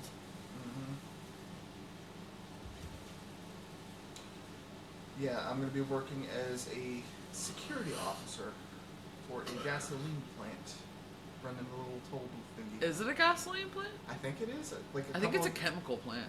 Well, because a lot of the trucks that were coming through were hauling gasoline. No, they're calling chemicals. Oh, well, I don't know. I don't fucking know. They don't tell me shit.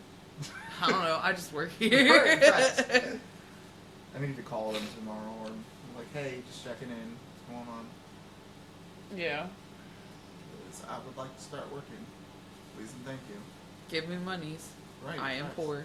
Facts. Help me, I'm poor.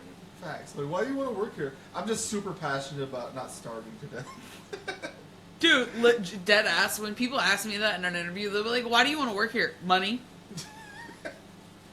and that's what I answer every freaking time. Money. For real? Yeah. Explain. What do you mean? Like, what do they say? They're just like, well, that's honest. I'm really passionate about money. Like, where the fuck else do you think I'm here? Because I just really, really love being yelled at by customers every day. It's my favorite. I love being disrespected all hours of the day. It's my kink. For some people, that's the I know. I definitely know, dude. Like, dead ass, they're just like, yeah, yell at me. Call me scum, spit in my mouth. Yeah. We went over that yesterday, fucking Rule 34 of the internet. If it exists, there's porn of it. Rule 35, if that exists, some is currently being made. Don't worry, we'll find it. I should find some Dracula fan art, some Dracula smut fan art to post in the Discord. Oh, by the way, guys, we have a Discord if y'all want to join. Yeah. It's the same as the title. I didn't know you were into that. Dude, I don't know if I should say this on the channel. Fuck it, go for it. So at 17, I was a professional dominatrix for a while. That's how I paid my bills. I have seen some shit. I have had the weirdest fucking requests. Like what? Give us an example. Nah, dude, I can't. I signed an NDA. Really? Yeah. Hasn't it expired? Because those expire after so many years. I don't know. I'm not gonna test it. I think it's like a 10-year. And then how the fuck would the person know that you even said it? This is live. So? This is gonna be on YouTube, bro. Well, okay, do it like this. Don't say no names. Dude, I had a guy that wanted a 600-pound girl to step on his balls while I smeared cheesecake on his chest. That's oddly specific. Okay. The fuck? You're welcome. It's like what those people that are into Shizer porn. Dude, you know who I didn't fuck with? The people that wanted baby play. Nah. Baby play? Yeah, baby play. They wear a diaper and suck on a pacifier, and you, like, treat them like a baby and give them spankings and stuff. What the fuck? You have to feed them bottles. What the fuck? Yeah, not into it. Not my thing. Yeah, Diddy much. Exactly. Freak offs. Freak offs. All that baby roll, bro. Dude, but the thing was, is like, I made $500 a session, if not more. God damn. Yeah, I had a lot of money when I lived up there.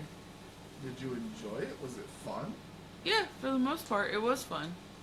Weird. You didn't actually have to fuck them, did you? Oh no, there was no sexual interaction. So they just wanted to be tortured and to be... Yeah. Oh my. Fucking freaks. It was like senators and shit. It's like businessmen and shit. What the fuck? Why is it always businessmen that have, like, these weird-ass cakes?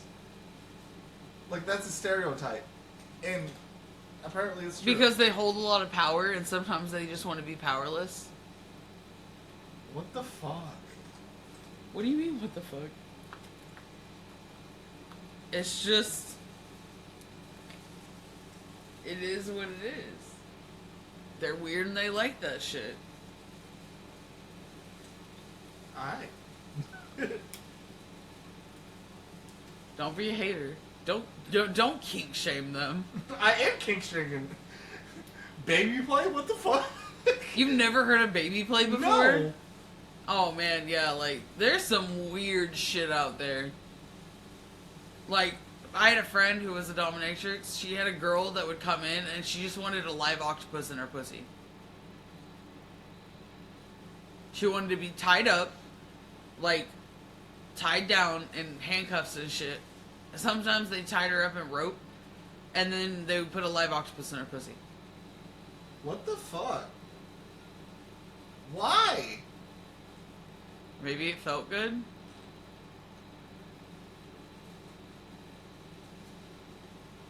Right. This is seafood platter. That's so gross. I don't like it. They can just like put the octopus in, put some soy sauce and rice in it, shake her up, and then put it on a plate. Sushi. Why are we like this? You ever get any little people? No. Surprising.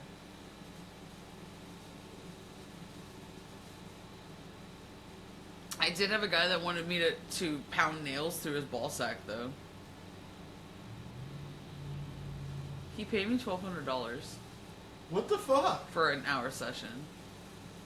What the fuck? I had to make sure his tetanus shot was up to date. What the fuck? I have several questions, and I'm sure I don't want any of them answered. You know, no, you really don't. You asked for this. You wanted to know. I'm enlightening you. I have seen some shit, dude. What's the weirdest thing you've ever seen?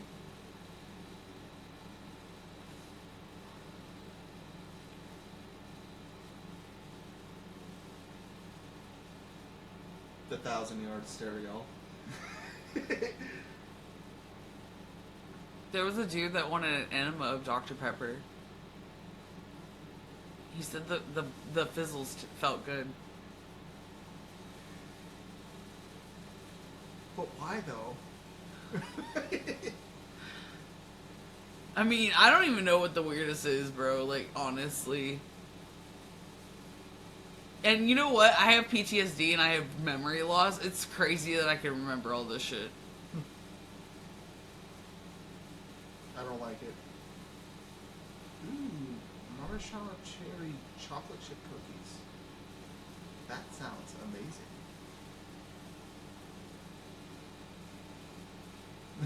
The hentai. You know, I was never really a hentai girly. Some of it's weird. It depends. I was just not into it. It was just not for me. What the fuck did our lo-fi do? But nah, brah. Weird shit, bruh. Dude, we're definitely not gonna be able to post this shit on YouTube. Yeah. Age restriction. Cause like we were uploading like highlights and crap from yesterday's stream on YouTube. One about in fact it was one of the ones where I was doing voice acting in it. The bagged groceries one. Got flagged. That got flagged for age restriction. So that's fun.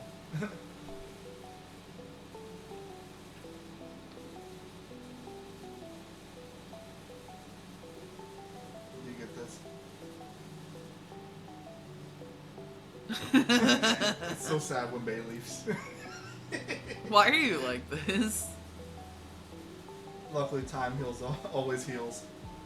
Stop. Why? I just wanted a nutmeg.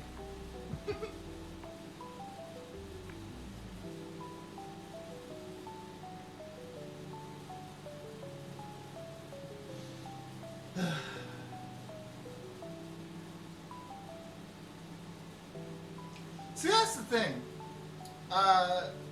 If you... Are we allowed to talk about this shit on stream? If you're performing cunnilingus, as it were, if you're doing it right, you will never come into contact with the hair. I don't know, dude. I saw a girl. She had a fucking her bush spread all the way down her thighs. The fuck? But no, like if you're doing it right, you'll never come into contact with it.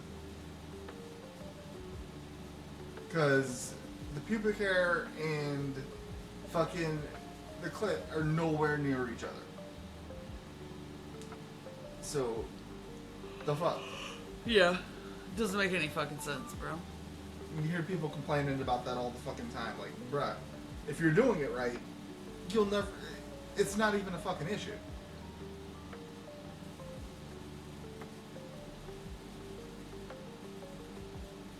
Dude, it's weird that it smelled bad because honestly, the hair down there is actually supposed to keep it from smelling. That means she didn't wash her pussy. That's what it was. Damn, bro. Damn. You got to keep that shit fresh. My dick cold. Dead ass though, like, I don't know what it is, but your shit, like, my shit is sparse. What do you mean sparse? Like, I don't grow that much hair. Like, my leg hair, I can go like 6 months without shaving my legs because it just does not grow. You're a hairless wonder. It's weird. Why you gotta call me a hairless wonder, dude? That's fucked. I'm kind of envious, to be fair. Oh man, no, I was actually telling Gurku last night that I was like, dude, I used to have a hoe phase. Like, I actually had like 3 hoe phases at different times in my life. And like, I would literally have like a one night stand, and I would get up and I would be like, hey, I'm gonna go take a shower, and when I get back, you're not gonna be here. They got so triggered by that. Why? I don't know, man. It pissed them off, though. Fuck them. Like, I don't know what the fuck you thought this was.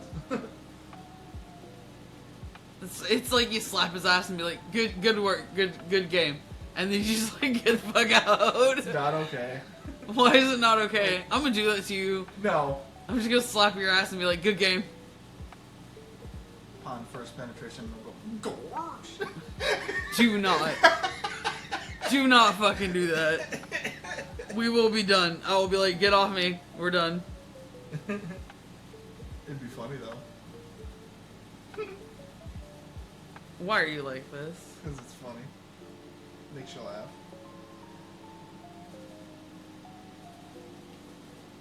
We have 2 viewers. We had 4. They ran away. They don't even love us. Should we read some more? Sure. Let's do chapter 2. Okay. Chapter 2, Dahlia. I'm dreaming again. A nightmare. Same one as always. I'm on the ground, cold and frightened. Chaos surrounds me. The sound of thundering hooves, horses whinnying, clashing metal in the feel of so many people in the precipice of violence. A man stands above me, dressed in some type of armor, his face full of malice and contempt as he stares down at me. He has his boot on my middle and is pressed down on my uterus, and though I don't feel any pain in my dream, it hurts all the same. There are vague feelings that come and go, that he is going to kill my lover, that I am pregnant and he's trying to kill the baby, that he means to kill me. The most disturbing feeling of all is that he is my father. He raises his sword in the air, and I know he means to cut my head off. I scream, but it's caught in my throat and I can't make a sound, and as much as I struggle, I can't move. His boot has me pinned, and I am weak in the way that dreams make you. I am frozen in place. Then there's another scream from a man. It's my name, even though I can't understand it. I know it's my name, something so blood-curdling and primal that it makes my skin erupt in goosebumps. I turn my head to see the man who screamed, but I can't see him. He is being held back by soldiers, and as much as I try to focus on him, he is just a blur of a man. But I know he wants to stop what is happening. He just can't. I feel his anguish and his love for me and my love for him, and in that moment, I'll do anything to escape, to be with him, to run away. Yes, I have to run away. And as I turn to look up at the man above, the devil who I think is my father, the blade lowers and it catches the light of the sun until the glare makes me close my eyes. I wake up in a cold sweat right before my head is cut off. Sometimes I feel the blade go in, just a tickle, and then I'm gasping for air, as I am right now. This time it takes me a moment, my head reeling, to realize it was just a dream, and that I still have my head and I'm safe. Except I'm not safe, not really. I've never been more unsafe in my life. I'm sitting upright in an unfamiliar bed, the sheets tangled around my legs, my body shivering. The window is open, though I swear I closed it before I went to bed, and the curtain is billowing as a cold, damp breeze wafts into the room. Venice has a peculiar smell to it, not as unpleasant as I was warned. but still dank and musty with a hint of the sea, like Dank. exposed tide. That's a funny word. You're okay, I tell myself. You're safe in your new apartment. Just breathe. I just want to see how long this chapter is.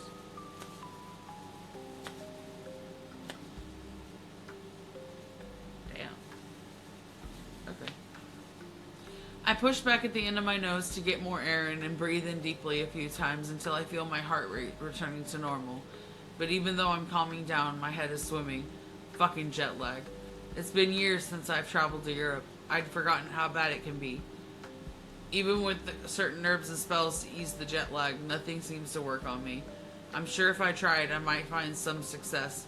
But since I don't have an excess energy to spare on this mission, I'll just have to deal with it the old-fashioned way, via melatonin and coffee.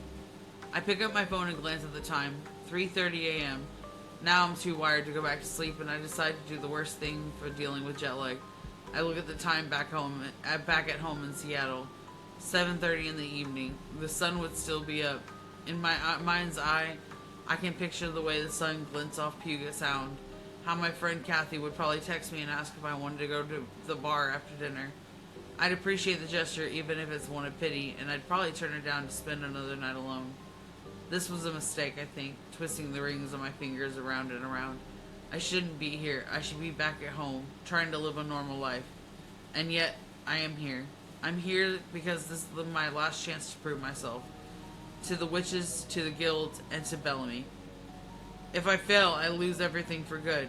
And then yes, I can go and try to live a normal life again. But what good is a normal life when you know you're anything but? The curtain suddenly flutters as another strong breeze comes in through the window, and I'm about to get up and close it when mist starts flowing inside, like a stream of vapor suspended in the air. I stop and watch for a moment, confused at how fog can just enter through the window like that, until I get an uneasy feeling in my gut, like someone poured cold liquid in my veins. Perhaps this isn't fog at all. Be gone, I whisper harshly, even though I have a corner unit in the apartment building, facing onto the lagoon between Venice and Murano. I don't know how thin the walls are. You are not welcome here. Anyway, if anyone could hear or see me, they'd think I was just a crazy person talking to mist. But I know it's not just mist. I can feel it's something else, the way it sits in the air like cobwebs, like it's searching the room for something. Me. Dahlia. My name is whispered like an exhale of air. I suddenly get to my feet and push the air toward the window with my palms out, and the mist disintegrates, the leftover particles flowing back out the window. I quickly slam the window shut, and while I do so, I glance outside. There is a small dock that juts out from the main floor of the building, and though there are no boats tied up there, I swear I see a dark figure standing at the end. Except there's something wrong with it. At first glance, it seems like a human, but the more I press against the glass, trying to get a better look, the more it seems to shift, as if it's lowering itself onto the dock, spreading in directions that couldn't be possible. Almost as if on four inhumanly long legs. My breath fogs up the glass and I quickly rub it away, but when I look again, the dark figure is gone. The dock is empty. Okay, what the hell was that? Jet lag, a voice inside me says. You're tired, it's just jet lag. I know that voice is only saying that so I would think to worry about too much about it. So I won't worry, because honestly I can't afford to. All my energy has to go into my magic for tomorrow morning and for every day after that until my blade has tasted blood. One slip up and I'm fucked. Vampires are too good at reading people, and they can smell a witch from a mile away. If my mask were to slip for a moment, he would end me. The one they call Dracula. The one I must get close to. The one I've been sent here to kill. I didn't end up going back to sleep. I stayed up until I saw the dawn lick the horizon, painting the lagoon in shades of pewter and pink. I decided to go head first into the spell, thinking my energy might wane as the morning went on. It took an hour of standing in front of the mirror, whispering my intentions while I lit bunches of dried lavender from back home, as well as a copal resin, hoping it wouldn't set off any smoke detectors. The problem with doing a glamour spell, which is essentially putting a mask or shield over you so that others can't see your true intentions, is that you don't know if it works until you actually put it to the test and meet other people. Thank God my contact here from the guild, Livia, is going to meet me for an espresso on the way to school. So at least I'll know if it's in place before I put myself in direct danger. At that thought, I feel a little thrill run through me. I smile at my reflection, taking comfort in it. I had feared that perhaps I lost my competitive drive, the fun part of the game, the thrill of the hunt, the desire to deliver justice, to exact revenge. It's what has been drilled in me since I was 13, to kill the enemy, to do a good job, and take pride in it. To be a good girl. Stop. During the last 2 years, though, trying to live an elusive normal life, I started to think perhaps I had been brainwashed all this time. I felt that side of me drain like an open wound, and that scared me, because to lose my slayer instincts meant facing the fact that there was something seriously wrong with me. The fact that I enjoyed killing vampires so much, even though it's what I have been trained to do. I keep smiling to my reflection, then bare my teeth, checking to see that they look clean and white. I decide to add a little more eyeliner to my face. He might not recognize me as a witch, but if I'm going to get closer to him, I need to up my beauty game.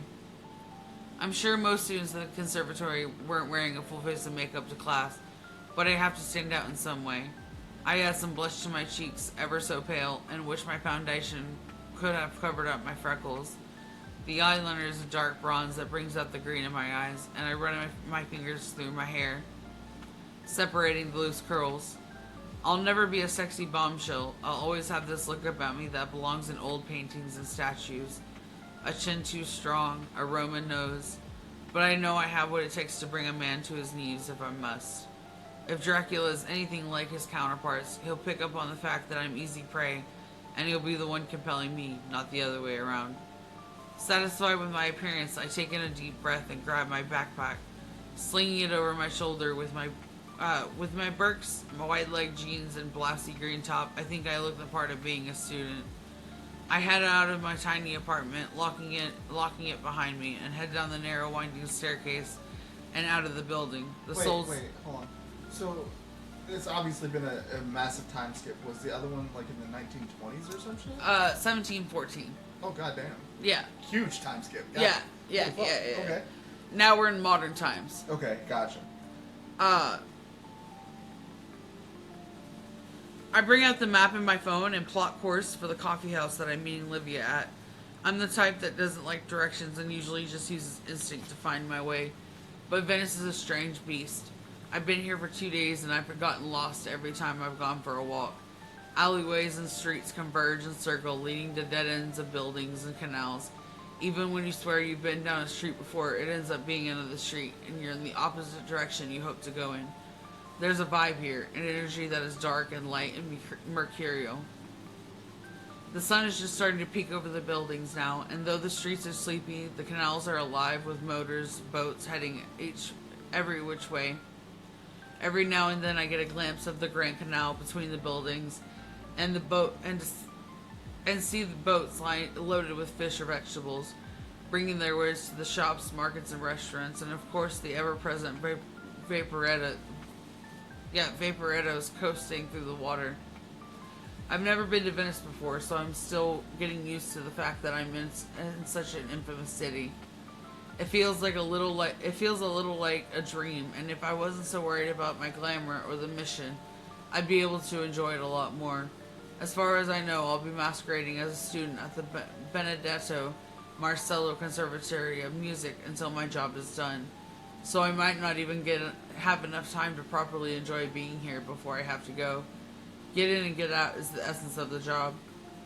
The coffee shop is tiny with a few tables and chairs crammed between the shop and a canal. I spot Livia sitting drawn outside with a macchiato and she waves me over. I hardly recognize you, she says as she gets up, grabbing me tightly by the shoulders and giving me a kiss on each cheek. So it works, I ask, feeling anxious. She looks me over again and nods. It works, she says, sounding impressed. Sit, have a coffee. I can get you an espresso. What would you like? The biggest coffee they have, I tell her, taking a seat. She gives me a wry look, her brow quirking up. You Americans never learn, do you? Hey, at least I know I can't take it to go. There's something that will take some getting used to. I drink coffee like a fish, and I'm so used to grabbing a Starbucks and nursing it for a good hour. To-go coffee is relatively unheard of in Italy, and most drinks, even lattes, fit in a teacup. Dude, mouth's so dry. It happens. Stay hydrated, folks. You slam back your coffee and then you go on with your day, which is insane to me. Olivia comes back with the coffee, carrying the cup and saucer with ease. Grazie, I tell her, carefully taking it from her. Prego, she says, sitting down. Olivia's... Rude. That's fucked. What? This bitch say prego? Rude. It means you're welcome in Italian. Prego is you're welcome. That's fuck up. Prego, she says, sitting down. Olivia's background is Lebanese, but she's part of the Italian Guild of Witches, having lived in Italy most of her life. And though I've only met her once, I really like her. And that's coming from someone who starts off disliking people as a default. She's probably in her late 30s with long dark hair and lush eyelashes, and has this graceful way about her that I know comes from a deep understanding of witchcraft. When you really become immersed in it, wizened like a mage, you start to become one with the earth and all the realms above and below. Or so they say. My craft has primarily been about killing. I'm good with a blade, I know how to attack. But any of the etherealness and grace I seem to sorely lack. I take a sip of my espresso, eyes widening at the strength of it. I quickly pop in a sugar cube to mellow it. Olivia chuckles at my reaction, and then her expression turns serious. How are you feeling? A bit jet lagged still, I tell her, but I'll be okay. And with the magic, how are you feeling with the glamour on? I think about that for a moment, taking stock of my body. It feels a little effervescent, like I have tiny champagne bubbles dancing on my skin. But this isn't the first time you've used glamour to hide yourself, is it? I shake my head and have another sip, the espresso already cooled and slightly sweet. No, it just feels different this time. I don't want to tell her about the last time I used glamour, to disguise the fact that I was a witch from a vampire. To talk about that would be to talk about the very reason I was kicked out of the guild for 2 years. Why this is my one and only shot to make my way back in. Well, it's working, she says, her dark eyes narrow, looking over me with scrutiny now. You seem like a normal human, a student, and your power is strong. I'll give you that, she pauses.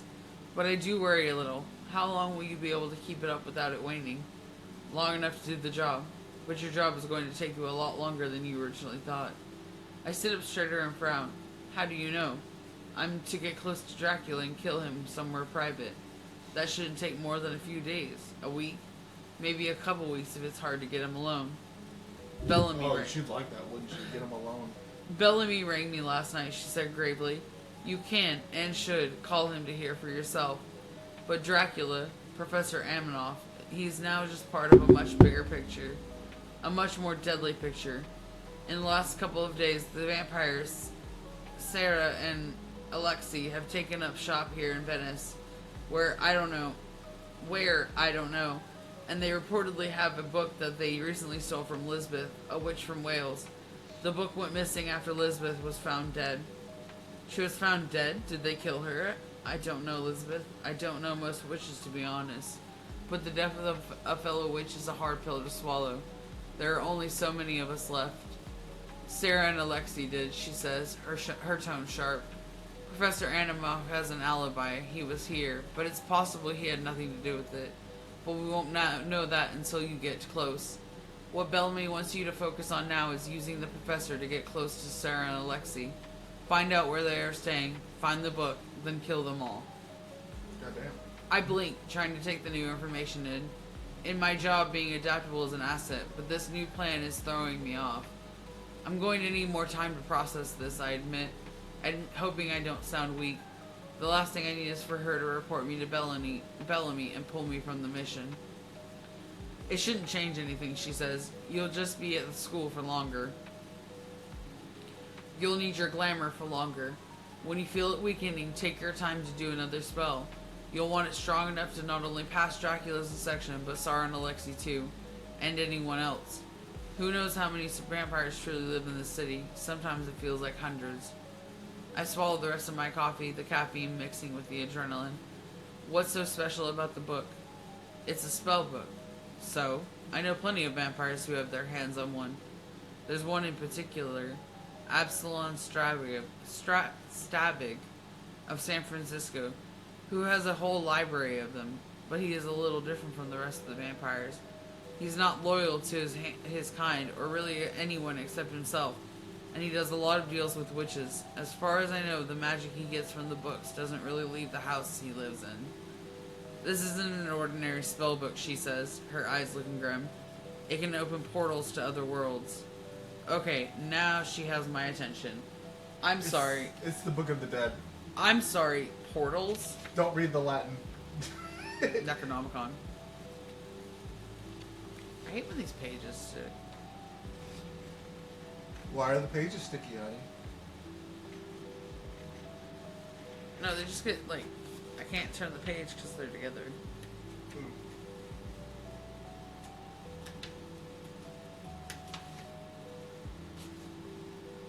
Hi, Howdy. I have a howl. Oh, it's just a thick page. Sick. Livia nods. The witch was in charge of it for safekeeping, so no one should have been able to find it. But perhaps curiosity got the better of her. Either way, Sarah and Alexei learned about the book, journeyed there, killed her, and took it. Now they have the ability to open portals themselves. The skin on my scalp prickles uneasily. And do what with them? Livia gives a slow shrug, looking around her as a flock of pigeons land nearby. I don't know. Bellany fears that they may be opening a portal to the Red World, where their king resided. But Scard is dead. He is, but there may be other vampires or creatures that live in that realm that they can pull out. She pauses, shifting uneasily in her seat before she fixes her eyes on me. Even monsters. Suddenly, the flock of pigeons take to the air, and if hearing her, they probably did. Why? I whisper. I don't know, she says. But then she gets to her feet and smooths out her sundress. But your job is to find out. I will help you in whatever way I can as your guide and fellow witch on the ground. But this is your mission, Dahlia. Bellamy entrusted you with it. I opened my mouth to protest, to tell her that originally my mission was just to come to Venice, enroll in the music school, get close to Dracula, who happened to be a professor there, then kill him. Goddamn. He was a vampire who had killed many over the years, and the job of a slayer is to seek out the vampires that kill humans and deliver them justice. After a job well done, I would go back to the Pacific Northwest and resume life in the guild again as a slayer. But now I have 3 targets, not 1. I have to get close to my professor in order to access the other 2. And then there's this magic book that opens portals to vampire worlds that I have to find. Then kill all the vampires, and then bring the book back to Bellamy.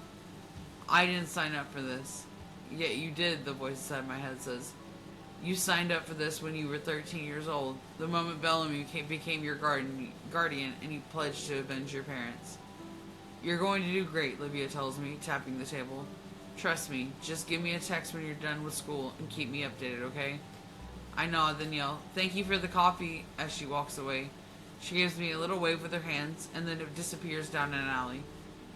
I sigh and spend a few moments sitting in the chair, watching a few boats go past down the narrow canal. Listen to the melodic sound of spoken Italian fill the air. The longer I sit here, the safer I am. The longer I sit here, the less I have to pretend. I can sit here all day, just avoiding my job. I don't even have to do this job. I can back out. Tell Bellamy that this wasn't what we had agreed upon. But part of me knows that this is a test. It's possible that he knew all of this for a while and wanted to spring it on me at the last minute, when I was already here. He may have been my guardian growing up, but I didn't trust Bellamy most of the time. There was always some lesson for me, some ulterior motive. A pigeon suddenly lands on the end of the chair across from me and tilts its head. Hey, I whispered, taking some of the sugar and sprinkling it on the table. You can have this if you do me a favor. The pigeon tilts its head and then jumps onto the table with clean pink feet. What's the favor, it seems to ask me. Do pigeons Just- eat sugar? What the fuck? Just watch over me, I tell it. I think I'm in over my head. The pigeon seems to think that over, then it takes a grain of sugar before flying away. No answer. I take that as a sign to get going. In all my life, I have never backed away from a fight. I've always done what was expected of me. This is no exception. So, we've got a time skip. She's being reincarnated. And Except she doesn't know that yet. Oh, well, yeah. She's posing as a student, I'm assuming at a college. It's a conservatory, a music conservatory. Oh, neat. Oh, so like Suspiria. I don't think I've ever watched that. I've been trying to get you to sit down and watch it. Which is that sacrifice people, and they're at a performing arts school. Oh, neat. Yeah. It's been on my list to watch. I just haven't watched it. Suspiria is pretty good. But yeah, so she's preparing. She's preparing. She had a glamour up, and like that, the glamour is gonna be a problem for her because Yeah. It was all a dream. it was all a dream. No, like the glamour keeps Baltu from seeing her as Mina, so he doesn't know. But she doesn't either. Well, is that what they put it? I'm not gonna spoil it for you. Oof. You said she was drinking an espresso. I just thought Sabrina Carpenter, and now he's thinking about me. Love right on, switch it up like Nintendo. That's that mini espresso. We have fun here. She does a lot of cool shit, magic-wise, in this book that I'm like, dude, I wish I could do that shit. That would be dope. Like, she teaches herself music through a spell. The fuck? That's not fair.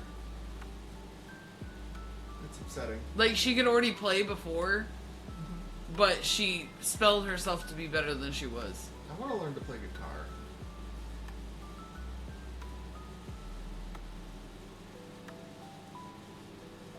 Don't say that. Don't say that. Little do you know, Brooke is a witch. She says that aloud. Somebody up. Beetlejuice. Don't do that! You are invoking powers that we don't understand.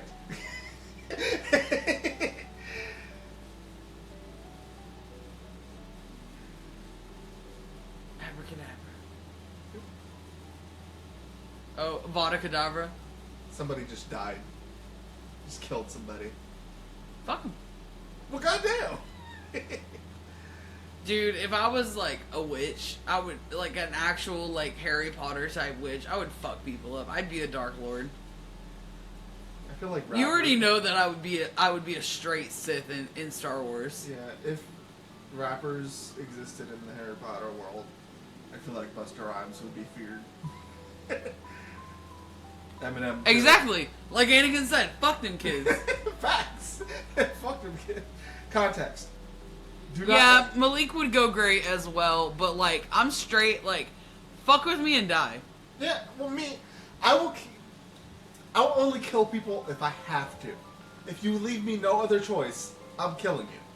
But I will give you a chance to do right by me. If you fail to do so, I'm gonna either force choke you or force lightning the fuck out of you. Dude, why do people not just crunch people's heads with the Force? They could. Or rip their heart out of their chest? They could. Man, let me write for Star Wars. Shit will get a lot crazier. But nah, I'd be a great Jedi. But they don't fucking do that. Why don't they just pull people's hearts from their chest?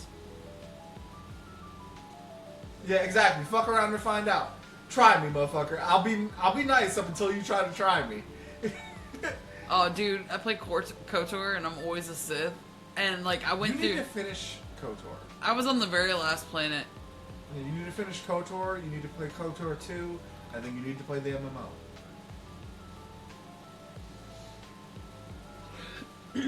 No, but you know that fucking sand people village that you gotta infiltrate? Don't call them sand people, that's racist. That's what they're called, dude. They're called Tusken Raiders. Sand people is a derogatory term. So it's It's like a slur? Yes! Fuck them, sand people. That's racist. But, like, I did all the work. I got the fucking robot to, like, do everything. And they were like, nah, fuck you. And I was like, alright, cool.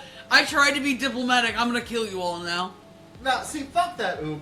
It's disrespectful. No, see, in Japanese culture, there is a fighting style using a sword that the samurai used to use called Ayajutsu. That's where you would quickly fucking sheath your sword and unsheath it. Like, I think Virgil from Devil May Cry. He uses Ayajutsu. Man, fuck Virgil. And, like, if I was using a lightsaber, I would do that shit all the fucking time. Just while we're clashing and shit, flip my switch off, go through your shit, and slice you wide open. I fucking win. Who cares that it's disrespectful? Like, You have no honor. Like, Dishonor no, on you. Dishonor on you, cow. that's what I'm saying. Like, motherfucker, like, I'm fighting you, and because I'm fighting with a lightsaber, it means I'm planning to kill you. I'm not gonna fight fucking fair. Like, fuck you mean? I had to explain to my mom why Anakin's lightsaber wasn't red when he turned Sith. It's because he didn't bleed it yet. Yeah. And she was like, what the fuck does that mean? He was still conflicted. Let's put it that way. Like, he hadn't fully turned. Like, My ass, he had Sith eyes. yeah, but they faded. Remember the scene where, like, you were my brother, Anakin. I loved you. Yeah, all that shit.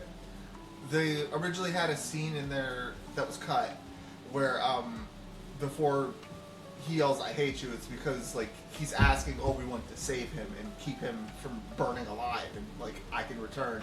And Obi-Wan turned his back on him and left. Oof. And that's why he turned full Sith.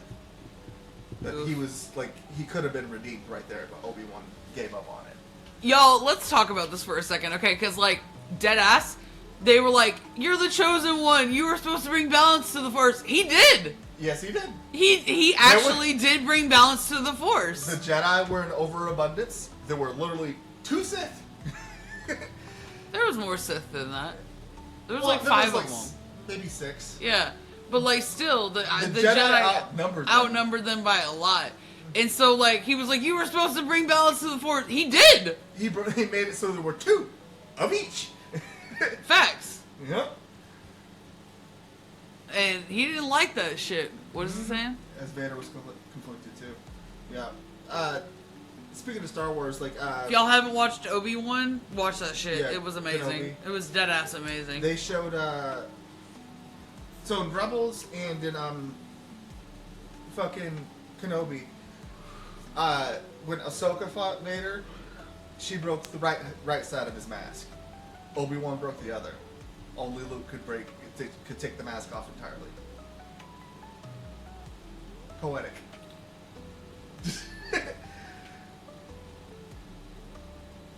Yeah, you didn't kill Anakin Skywalker. I did. Fucking chills, bro. Yeah, that shit was... That shit was good. We should watch that shit again. Right, Kenobi. We should watch that tonight. I'm down. I fucking loved that show. That show was great. I hope they give us a second season. Ewan McGregor says he wants to do one. That would be so dope.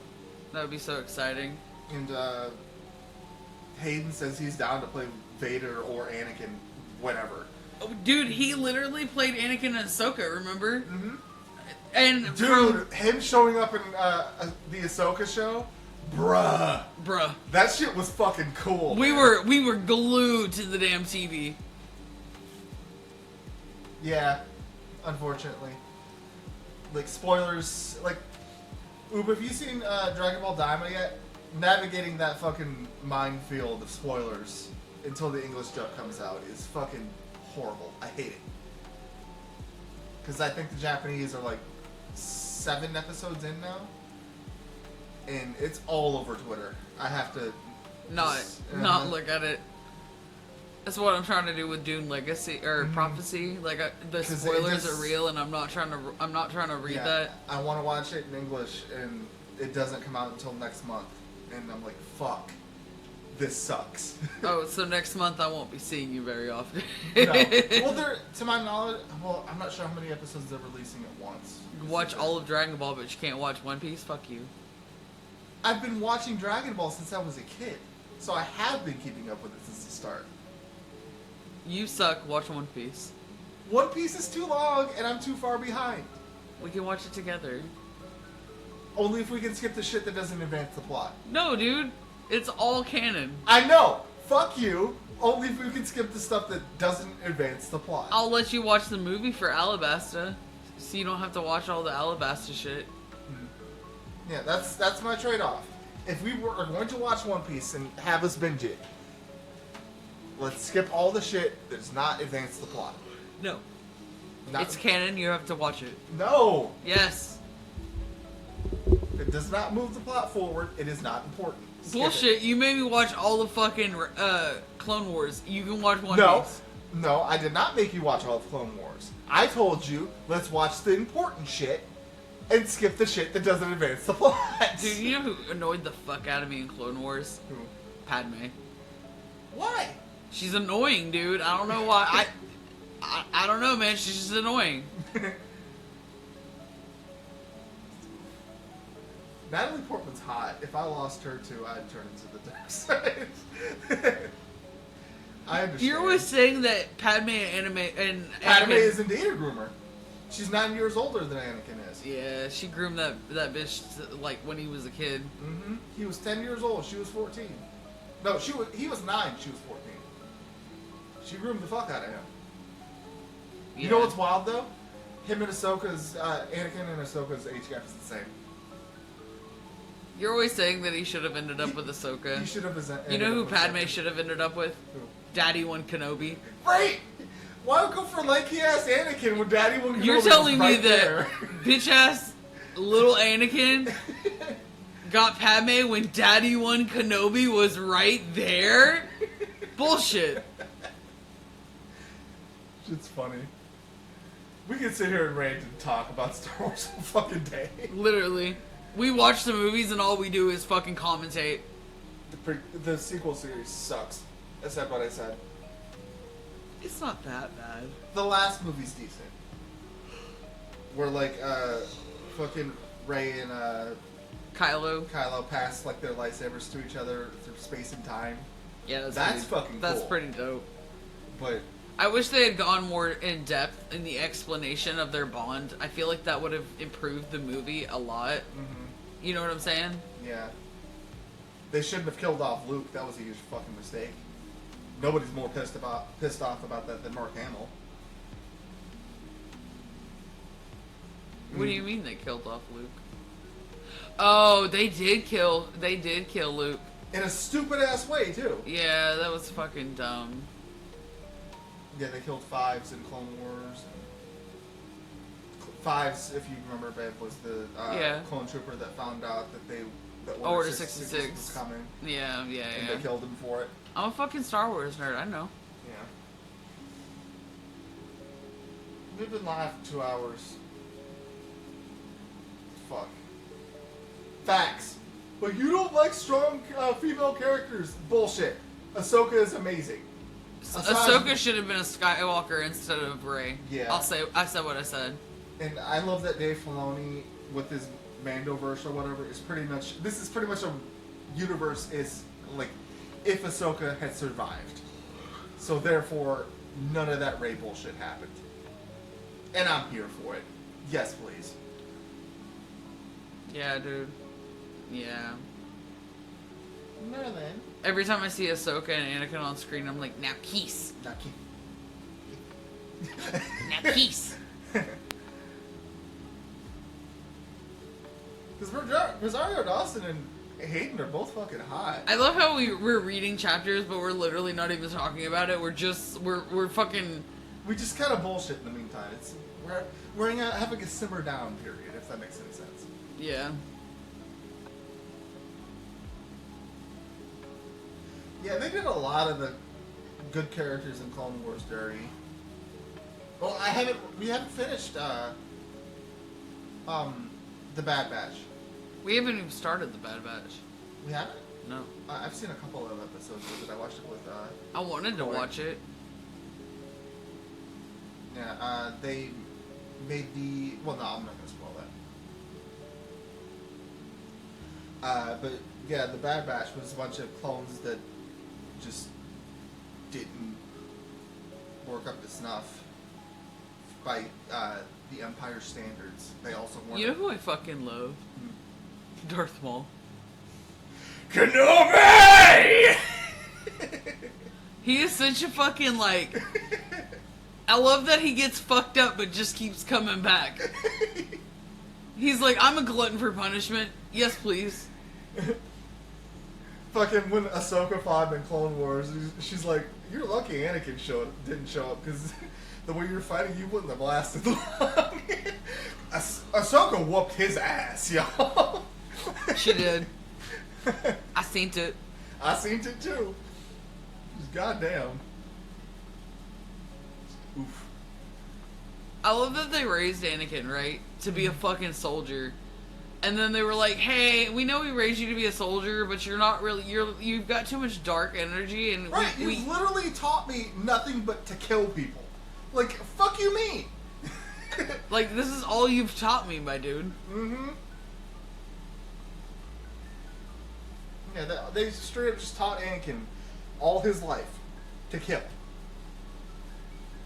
And then you'd be like, no, you can't give into that dark power. But like, dude, fuck you. Yeah, they did. yeah, fuck them. Dude, they should have made him a master. I feel like if they had made him a master, shit would have gone a lot different. He would have forgiven a lot of stuff. Yeah.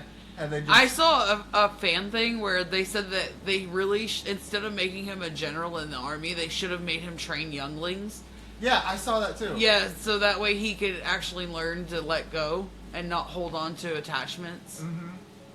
Yeah, they should have had him training the younglings instead. Fuck that. You know what I think? Mm-hmm. I think that he should have left the Jedi Order and been Padme's little first lady. He should have left when Ahsoka left. Yeah, he should have left in general and went and been like a fucking politician on Padme's planet. Yeah, Qui-Gon would have raised him right. That's part of the issue was Obi-Wan wasn't prepared to have a kid. He was just kind of forced upon him. And he was more of a brother than a father. Anakin needed a father. Yeah, he needed that positive male role model. Mm-hmm. And Obi-Wan was just not it. Oh, he was a fucking kid, dude. Mm-hmm. He was a teenager. Yeah, he was literally like, what, 18 when he took him on as a Padawan? Mm-hmm. And they just kind of threw him in it. But to be fair, Anakin was 19 when he got Ahsoka. Was he? Mm-hmm. He's still a kid. Yeah, he was 19 if you're years old. under the age of 21, you're still a kid to me. If she was 15, he was 19. Oof. Was she 15? I thought she was way younger than that. 15. Are you sure? Mm-hmm. That too, Togrutas live longer than humans do. So, she's still maturing, and I'm here for it. Why are you like this? Ahsoka's hot. I said what I said. Both of her actresses are hot. I said what I said. Yeah. Was she 14 when they first met? I thought she was 15. Whatever.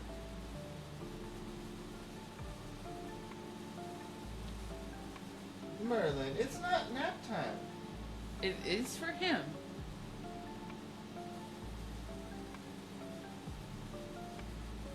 Don't say that in the same sentence.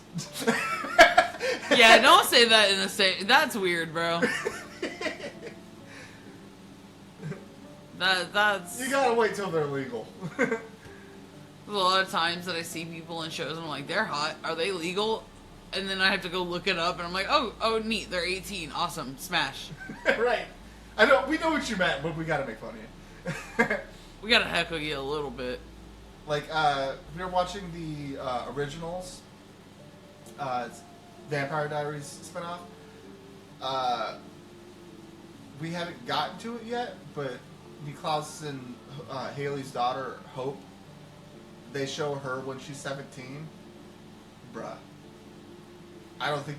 You thought Haley was hot? Oh, fuck, dude. Haley is stupid fucking hot. And, like, she has no business being that hot. I looked it up, and at the time when that season airs, her actress was like 23. I'm like, okay, so she is legal. I'm hungry. Me too. We haven't eaten. I think I'm gonna make sausage and potatoes. Your Did favorite. you want to go the full 3 hours, or want to make food? Because we're kind of like running on fumes as is. Because I would love to go take a nap. Facts. I want to finish our laundry. Yeah, we You're a can. beard out of nowhere. We can end at 8. But yeah, same. I would have left the Jedi Order. Fuck them people. Uppity, self-righteous motherfuckers. Alright, guys. Well, we got down 2 chapters and we talked about some stuff and had some fun. Thank you for coming. We really appreciate it. Spread the word. Yeah, spread the words if you got some friends, and definitely join the Discord. I think we have it linked on Twitch, so Yeah, I'll have to put in a command for that later. But yeah, do that. come join us. We can talk shit, talk about whatever, and it'll be fun. Bye.